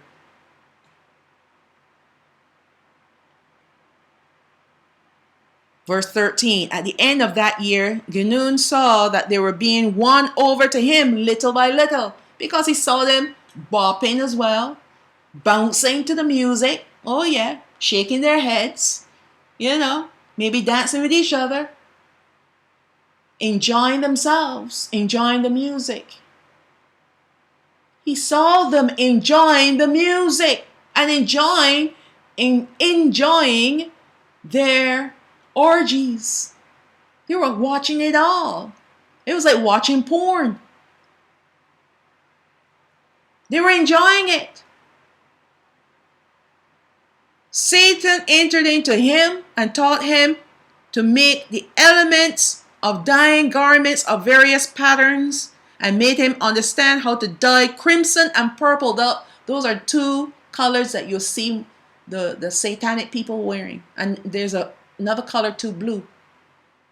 Now those colors themselves aren't evil, but if you look at the people on the entertainers and stuff, they're mostly dressed in these particular colors: red, purple, and blue. Sometimes you see them in orange as well. Those are their colors. And how to dye crimson and purple and whatnot. So he taught them now fashion design. Let's get them intrigued by the beautification of the body. And the sons of Cain who worked at all of this shone in beauty and gorgeous apparel. And they gathered together at the foot of the mountain in splendor, with horns and gorgeous dresses and horse races. And they were committing all manner of disgusting acts. They were doing the dog, as the saying goes, at the foot of this mountain. And the children of Sawath was just indulging by watching. You sit and you watch certain shows and you see nudity that you should immediately either fast forward till you get to the next part, or just turn it off. Because all it takes is one look. One look.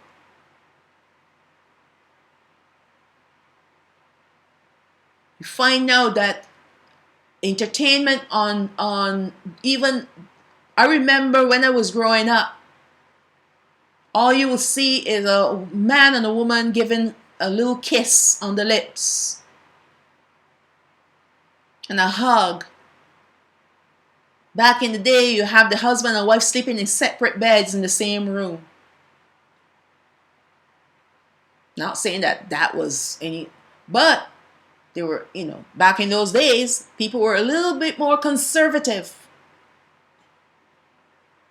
Men wore pajamas, women wore night dresses. And then gradually see the night dresses changing. Now it's one bed. Then they're more than kisses now.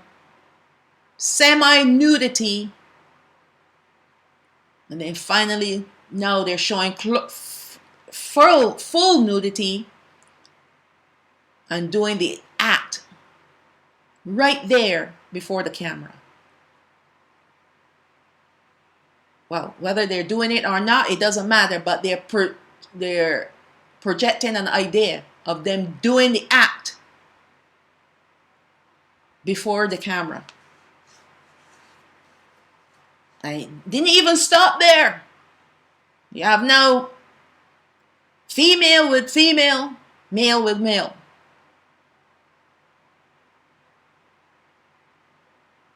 And don't think it's going to stop there either. It's not going to stop there. Satan never stops until he grinds us to the very bottom. Till he gets every ounce of wickedness out there. Now they're introducing the thoughts of children with adults. Now they're introducing animals.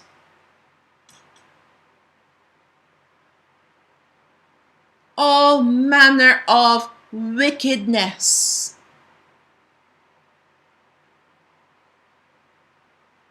Unbelievable. Verse 15. Meanwhile, the children of Sawath who were on the holy mountain prayed and praised Yahawah in the place of the hosts of angels who had fallen. Yahawah had called them angels because he had rejoiced over them greatly. because they were fasting and praying and praising him. They were living a holy life until this happened. Verse 16. But after this time they no longer kept his commandment, nor were held by the promise he had made to their fathers. But they relaxed from their fasting and praying. That's the first thing Satan would get you to do. Start praying, start fasting, start praising, start studying the word of the Most High. And that will bring you out of the light very quickly and into his darkness. And they also stopped from the counsel of Yahawah their father. And they kept on gathering together on the top of the mountain to watch the children of Cain from morning until evening. They spent the whole day indulging in sin, watching sinful acts, which became a snare unto them. And they watched what they did, and they looked at their beautiful dresses and ornaments. They're all dressed up, making themselves pretty. Then the children of Cain looked up from below and saw the children of Sawath standing in numbers on the top of the mountain, and they called to them to come down to them. But from above them the children of Sawath said, "We don't know the way. We don't know how to come down to your level. You're in the pit of hell. We're on the top of the mountain, Mount Yahawah, the holy mountain. We don't know how to come down from here. Guess what? The enemy will show you how to come down real fast." Then Genun, the son of Lamech, heard them say that they did not know the way, still verse 18, and he began to think to himself of ways he might bring them down. Then Satan appeared to him by night, saying, you see, Satan always has an answer when it comes to rebellion and disobedience. They were told not to come down from the mountain. That's why there was no way down for them to see. But the Most High was not going to make them prisoner on his mountain. They were given a choice. We are given a choice to choose obedience or disobedience, to live in righteousness or in unrighteousness, to live his ways or the ways of the Gentiles, the ways of the devils. Not calling all Gentiles devils, but the Gentiles, they live. A lot of them live like the devil and do the ways of Satan.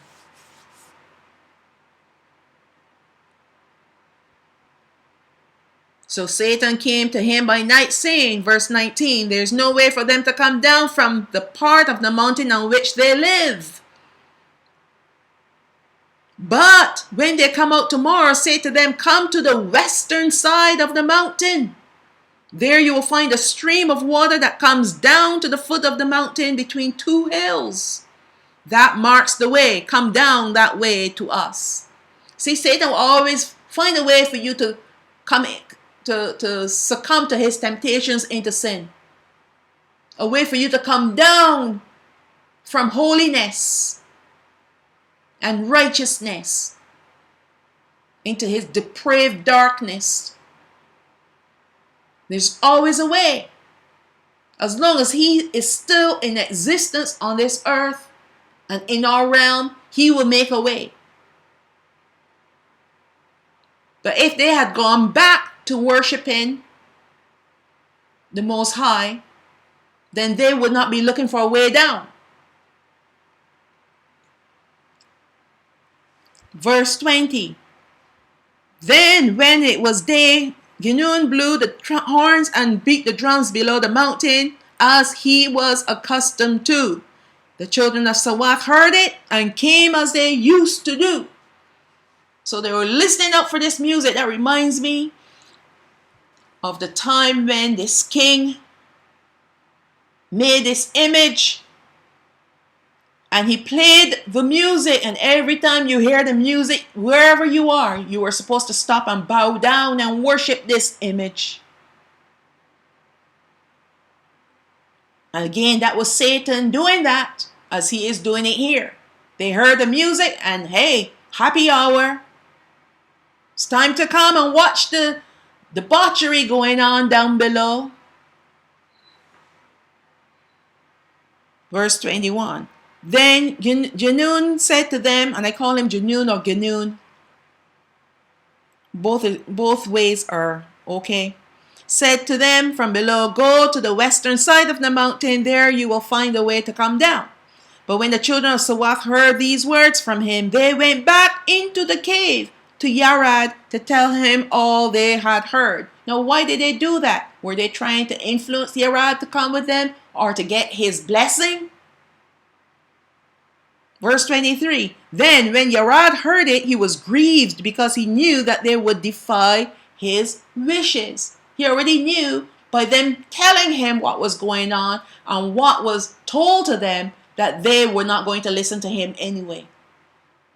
Verse 24, after this 100 men of the children of Sawath gathered together and said among themselves, come, let us go down to the children of Sawath and see what they do. You have already been watching for over a year. Why do you need to go down to see more? Because this is what they wanted to do and enjoy ourselves with them. So it's not enough now to just watch and listen. Now they want to partake. Now they want to partake. Verse 25. But when Yarad heard this of the 100 men, his very soul was moved and his heart was grieved.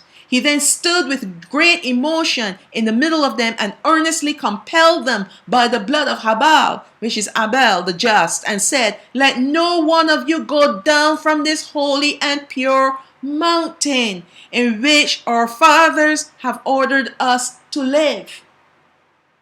He's pleading with them. Are they going to listen? No. Verse 26. But when Yarad saw that they did not listen to his words, he said to them, my good, innocent, and holy children, you must understand that once you go down from this holy mountain, Allah will not allow you to return to it again. Once you come down from this place of holiness, it is hard for you to get back to that place again. Because it would have been better if you had never tasted righteousness than for you to taste it and turn away from it. It is not easy for you to come back. In fact, it is impossible for you to return.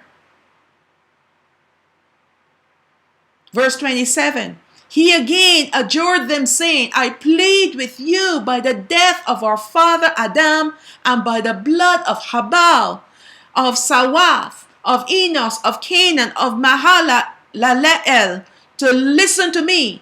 These are all their forefathers that were righteous, that stayed on the mountain, that were not drawn away by Satan and the children of Cain. And each generation warned their children to stay away from the children of Cain. Stay away. Do not mix with them. Don't even look at them. If their eyes were fixed to heaven, where they were supposed to be praying, or to whom they were praying to, they would not be listening to these fallen ones, these wicked people. Do not go down from this holy mountain, because the moment you leave it, life and mercy will be taken from you. And you will no longer be called the children of Allah, but children of the devil. Sometimes we do things because, hey, I want to do it. And then you have to pay the consequences. And then you wonder, why did God do this? Or why did the Father do that? If you whoever you called on, hopefully you're not calling on God. But why did the Father permit this to happen to me? Well, He didn't tell you to do it. You did it of your own mind. But now that you have to pay the consequences of your action, you're now blaming Him. He's not going to stop you. He's going to warn you, but He's not going to stop you.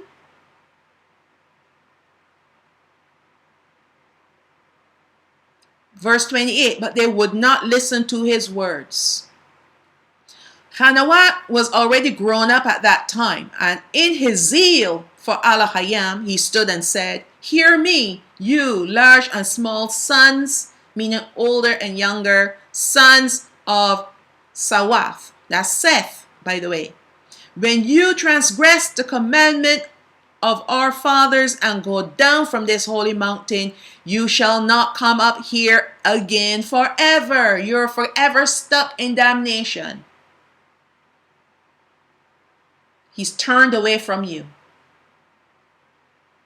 But they rose up against Yahawah and would not listen to his words, but they went down from the holy mountain. Oh, lust was burning bright in their loins and in their hearts. Verse 31. And when they looked at the daughters of Cain, at their beautiful figures, you see, that's the first thing the devil will make you look at. Men looking at women and looking at the figures, and women looking at men and looking at their figures. Oh, he's got a nice this and he's got a nice that, and she's got, oh wow, she's got an hourglass figure. She is gorgeous. And that causes you to burn with lust. That's the work of the devil. That's spiritual warfare working in your members. He's warring against you and you don't even know it, and you're succumbing to him. Stop looking. Listen, you need to put on righteousness. When you look at a woman, you need to look at a woman with respect. And when you look at a man, you need to look at a man with respect. Look at his eyes, not his figure. Yes, you want someone that would appeal to you, and we know we've had forefathers that had, and mothers as well, that had very appealing figures, and that's all right. But these men were not driven. Actually, let me rephrase that, because Dawid was driven by lust, but he learned his lesson. But for the most part, a lot of our forefathers were not driven by lust. But we've had an example of what happened with Dawid and Bathsheba.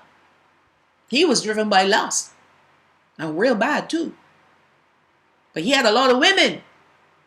And no wonder he had a problem with lust. And so did his son Solomon, Shalamah, had a problem with lust. Lust is a problem amongst our people.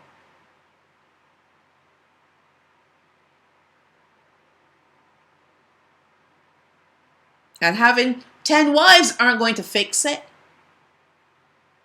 It is a spiritual problem. It is spiritual warfare. That you cannot look upon a woman like you will look upon a princess. And respect her like a princess, or you will look upon a man like a prince and respect him and honor him like a prince. But we're driven by our fleshly desires because social media is pushing it. Entertainers are pushing it. You watch movies, they're pushing it.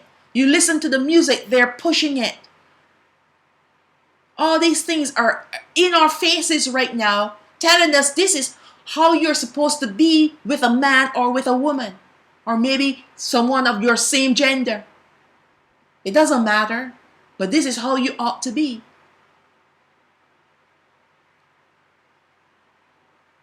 And you know what I would suggest you do? Turn it off. Unless it's pertaining to the Most High, don't watch these foolish videos. Don't watch these foolish movies, television shows. And if you're doing it for information purposes, because sometimes you gotta watch a little something to understand what is going on. You learn about what they're doing, what they're planning. You pray before you watch that show. You pray. Always have your mind set on the Most High and nothing else. And if it gets to be too much, just turn it off. It's not worth it. You want information, you find it somewhere else. Pray and ask the Father, show me where else to go to get information. A lot of wickedness out there. And this is where it started. And this I'm reading to you what happened in the beginning, and look at how it's compounded today. Absolutely wicked. So Yahawah was warning them, but they didn't want to listen, and they saw the beautiful figures of the daughters of Cain, verse 31, and at their hands and feet dyed with color. Now, we can look at that two ways. You know how people like to put on nail polish to beautify their nails? And then there's certain cultures that like to beautify their hands by dyeing it with henna. All that beautification. And the tattoos too. Now we see a rise of the tattoo.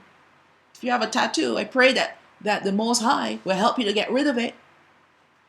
Those tattoos are against His law. Say, don't mark your skin. And besides, the people that perform the tattoos are usually, they call them, they're some sort of priests, shamans. They're shamans. And every drop of blood that they prick from your hand or body is an offering to their devils that they worship. That's why a lot of them are demon worshippers. And when you look at them, they're all full of tattoos and they look very demonic. And you want to go, oh, I just want a rose on my shoulder. That's so cute. There's nothing wrong with having a rose on my shoulder. But you go to a shaman, you go to a devil worshiper to get them to put a rose on your shoulder. And then you wonder why you have problems with your health. And by the way, they're saying that a lot of these people, they use a lot of cheap dyes that's causing blackness in the livers of people, because the dye doesn't just stop there. It travels into your bloodstream and into your organs. So they have tattoos on their faces. We're seeing that today too. We're seeing a lot of people tattooing, male and female, tattooing their faces that ornamented them. I think tattoos are some of the ugliest things I've ever seen. And I've always said, I don't ever want to see a tattoo. Not on my body, or if I had met someone, on their bodies either. Because if I had, that's a game changer. Sorry. You keep on stepping, son. I hate those things. And I hated them even before I came into the knowledge about them. I hated tattoos. I hated them, and I still hate them. There's something very demonic about tattoos. And even though the ones, they have some that are invisible, that only light up on the UV light, those are demonic too. So don't think that because it can't be seen that it's not evil. They're all evil. Every single one of them. And the fire of sin, still verse 31, was set ablaze in them. So they're looking and they're enticed and drawn and seeing the beautification of the bodies, and who knows what kind of tattoos they had, what imageries that they had on their faces and on their arms and hands and body. Who knows? You think they're going to be drawing flowers on their bodies and on their faces? Verse 32. Then Satan made them look most beautiful before the sons of Sawath, as he also made the sons of Sawath appear the most handsome in the eyes of the daughters of Cain, because now they're burning with lust. So he can paint images. He can project images before you. You can now see it could be an ugly duckling, but it would look like a swan to you. Because you're lusting.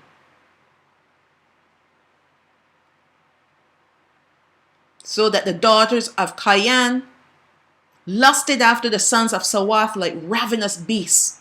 Now they become like creatures, beasts, ravenous, insatiable. And the sons of Sawath lusted after the daughters of Cayenne until they committed disgusting and disgraceful acts with them, defiling themselves. Verse 33, but after they had fallen into this defilement, they returned by the way. Now they want to go back up the mountain the way they had come, which is following the stream down. You can come down, but you can't go back up. They're thinking, oh, well, you just go have a little fun and then go back up. So they tried to go back the way they had come and try to ascend the holy mountain. But they could not, because the stones of that holy mountain were on fire, flashing before them, and prevented them so that they could not go up again. They're stuck now. They had their jollies. We want to go back now. Verse 34, and Alahayam was angry with them and turned from them because they had come down from glory, and because of this had lost and forsaken their own purity and innocence, and were fallen into the defilement of sin. Now here's the sad state of affairs. They were on the mountain. There were women up there. There were men up there. They could marry. They can have children. They were having children. But no, they wanted something more. It wasn't sufficient for them to have a wife or and be married and have children. It wasn't sufficient. That wasn't sufficient. They wanted the daughters of Cayenne. They wanted to indulge in wickedness, only for a short little while.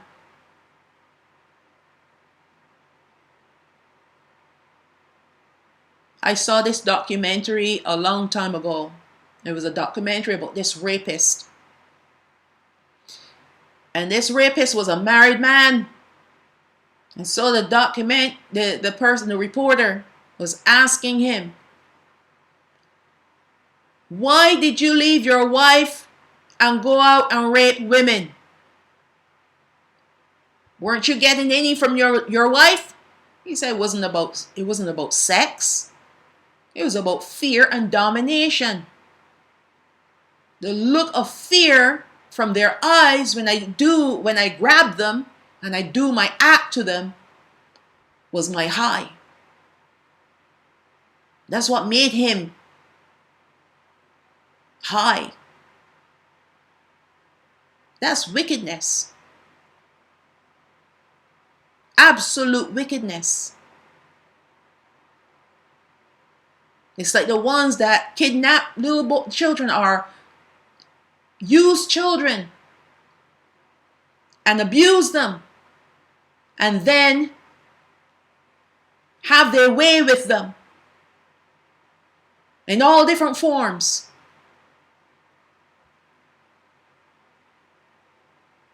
And then they kill them so that they can get that rich blood, that blood flowing with that flight or fright hormone. To them it's like, I think they call it adrenochrome. To them it's like a high. It's a drug.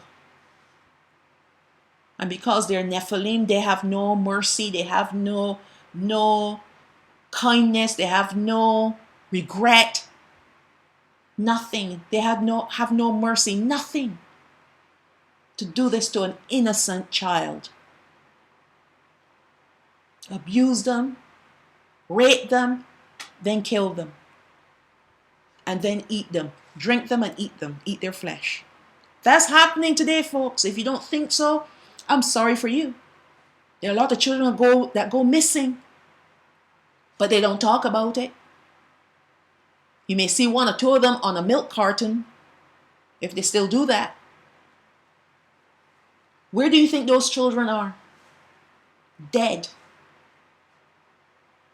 And that's why these foolish parents that get themselves involved in this pagan holiday called Halloween That's their highest holy day, unholy day. The pagans, the devil worshippers. And that's when they mark your children, because you send them from house to house. You don't know whose house you're sending them to. And they're marking your child. You're thinking, oh, this person is so nice. He's like a little grandfatherly type or this little motherly type. And they're Satanists. And they're just marked your baby. And because the child is familiar with them, all they have to do is invite them over for some milk and cookies, and they've just vanished. Very easy. Familiarity. You train your children, oh, don't go with strangers, but it's not always a stranger that will lure your child away. Next door neighbor. You don't know who they are. Anyways, let's move on. Verse 35.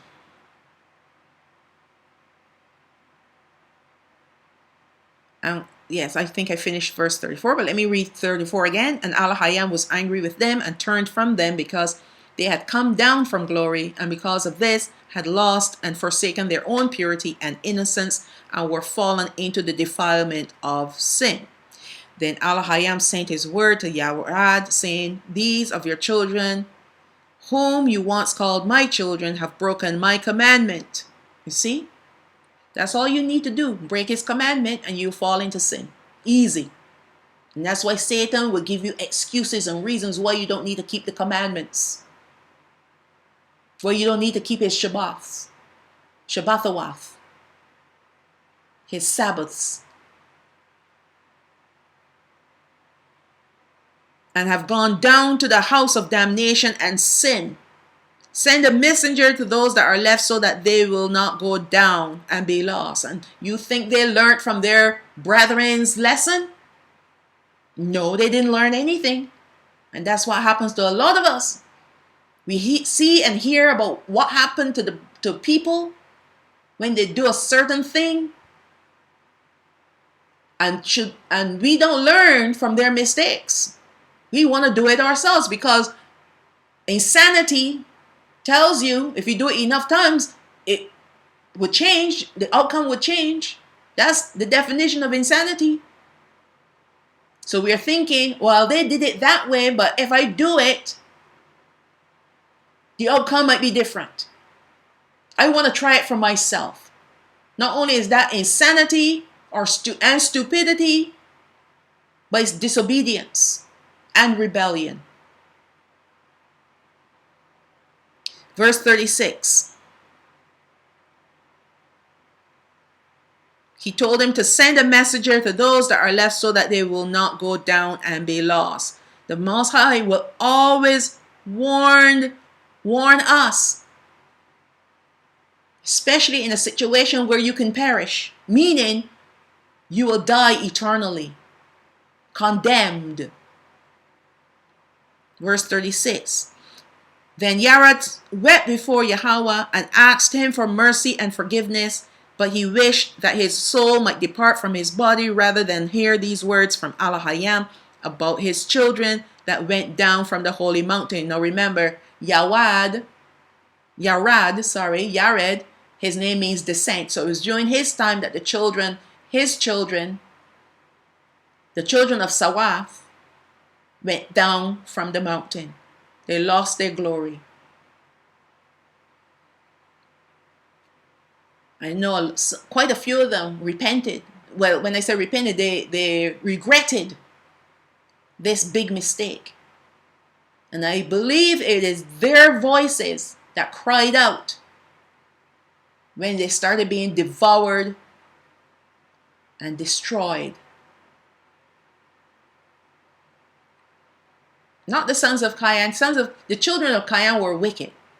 But the children of Sawath, they were deceived. And rebellion got the best of them. And so did lust. Verse 37. But he followed Yahawah's order and preached to them not to go down from the holy mountain and not to hold relations with the children of Cain. He's still warning them. Still warning them. Will they listen? No. Sorry about that. Will he listen? They're not going to listen. Because they were already drawn with the idea of pleasure, enjoyment. They were hearing the music, seeing the things going on. Then what made matters worse is to see their brethren down there doing the same thing. They want a part of it. They want a piece of the action. Verse 38. But they did not listen to his voice, and they would not obey his voice. Sorry, they did not listen to his message, and they would not obey his voice. Disobedience, rebellion. It had entered into their hearts, and it's hard to get it out now. Their minds were set. I want a piece of that action. Sounds good, looks good, and I just want a piece of it. You look at it long enough, that's exactly what's going to happen to any one of us. If we indulge by just looking and listening long enough, it will happen this way for us. This is why we fall. Now we see that the evil that is around us today is nothing new, but it has been around since the beginning of time, with the drinking, the bars, the clubs. This is nothing new. The music, that gyrating kind of music. The Satans with the other fallen angels brought about much wickedness on the earth, influencing mankind in their evil ways. What we are seeing around us today, the evil intent of very wicked people doing Satan's bidding too, is nothing new. Just like Janun, who was a tool in the hands of Satan, who was used to influence those immediately around him, then the children of Sawath that lived above him. Satan will use anyone to influence us, to persuade us out of the light and into his darkness. Oh, it's much more fun here. No one needs to know because it's done in darkness. Hey, you bring a guy home, who's going to know? No one's going to know except the four walls, the roof, and the flooring, and the bed you're doing it in. But he knows. The Most High will know. The Most High will know. And another thing that happens to us when we do things in secret and hope that no one will know, it shows you up. Something happens to show you up. How about pregnancy? How did you get pregnant? I thought you were supposed to be living a holy life, a righteous life. How are you going to explain that? How are you going to explain some sort of disease that you picked up from this person? A sexually transmitted disease from a person who's supposed to be living righteously. Where'd you get that from? Oh, I sat on the wrong toilet. How are you going to... I mean, seriously.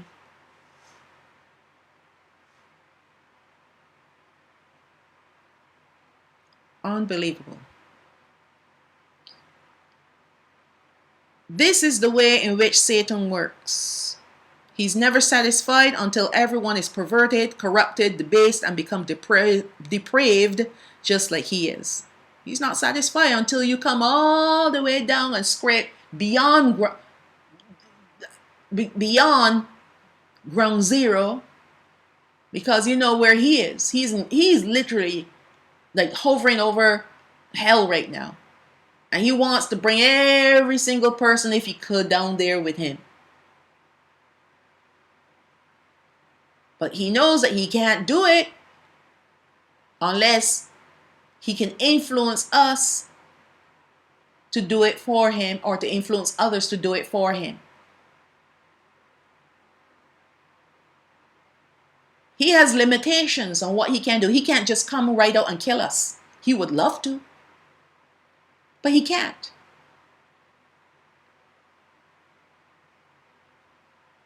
His goal is to destroy mankind and those he cannot destroy. And when I say destroy, I mean corrupt beyond amendment. You can't even get up from there, from where you are. You're destroyed. Just a lot of these wicked ones that are bringing about all this demics, all these pandemics and all these different things, events, false flag events, all these Hollywood productions.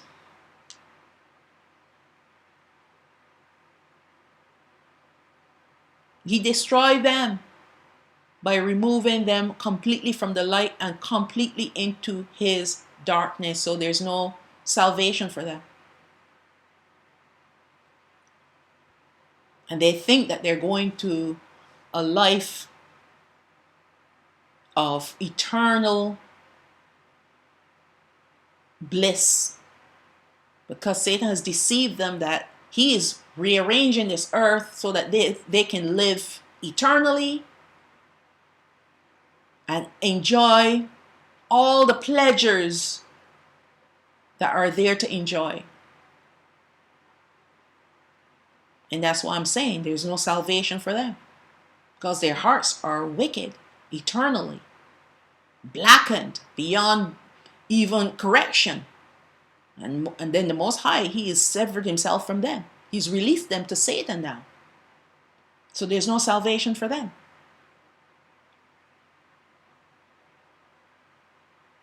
And if he cannot destroy you, he will show others how to do it for him, or lead a person down the most corrupted path to erode every shred of goodness they may possess. He just wants anything and everything that belongs to the Most High inside of you out, so that his darkness can come and reign.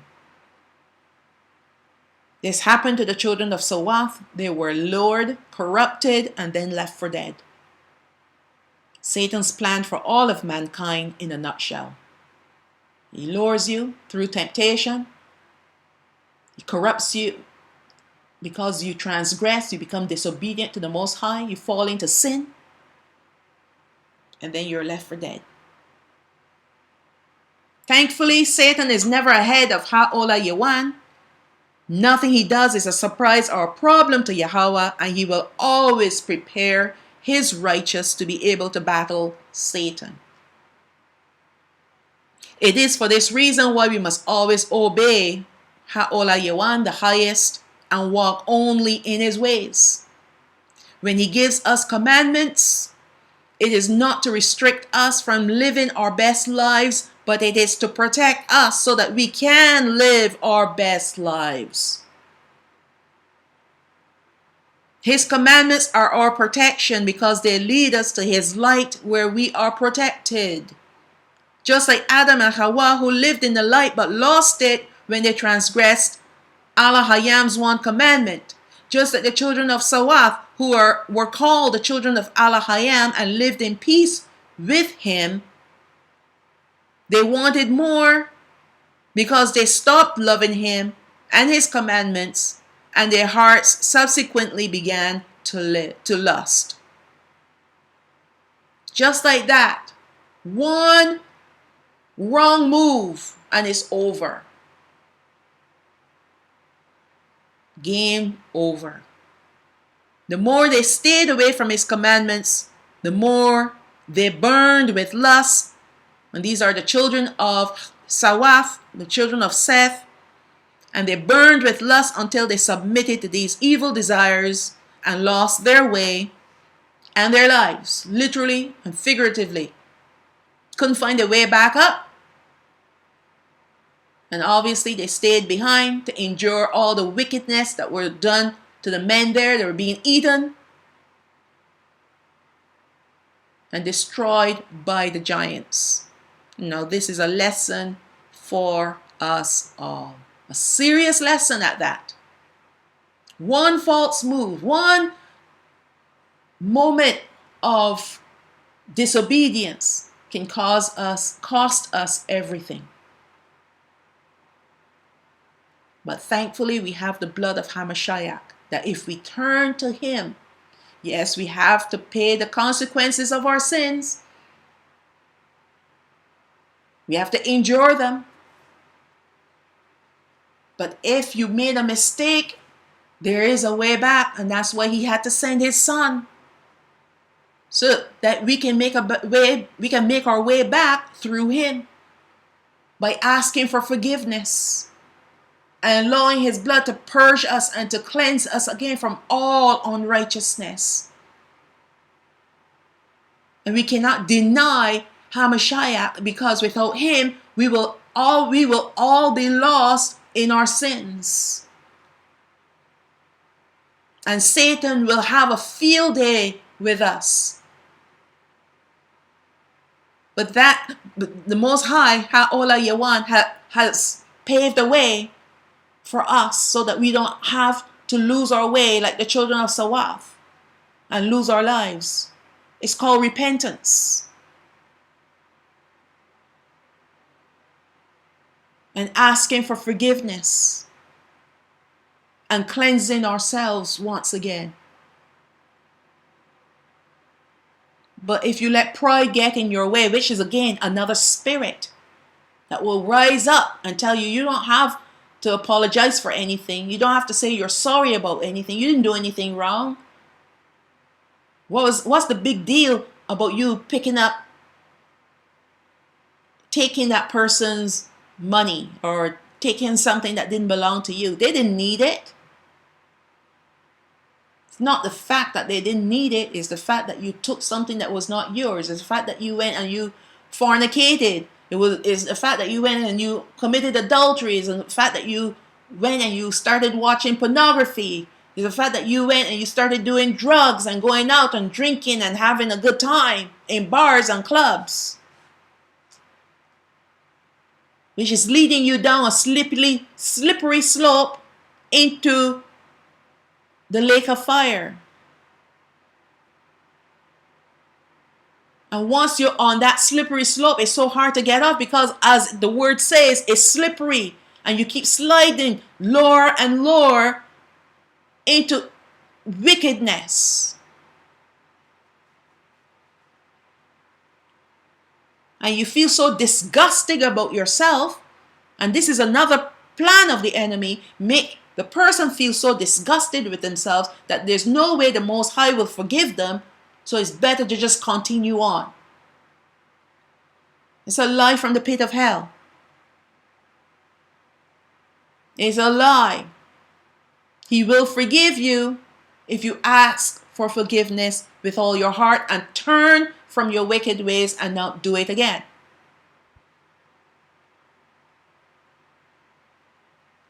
So this is the conclusion of part 1.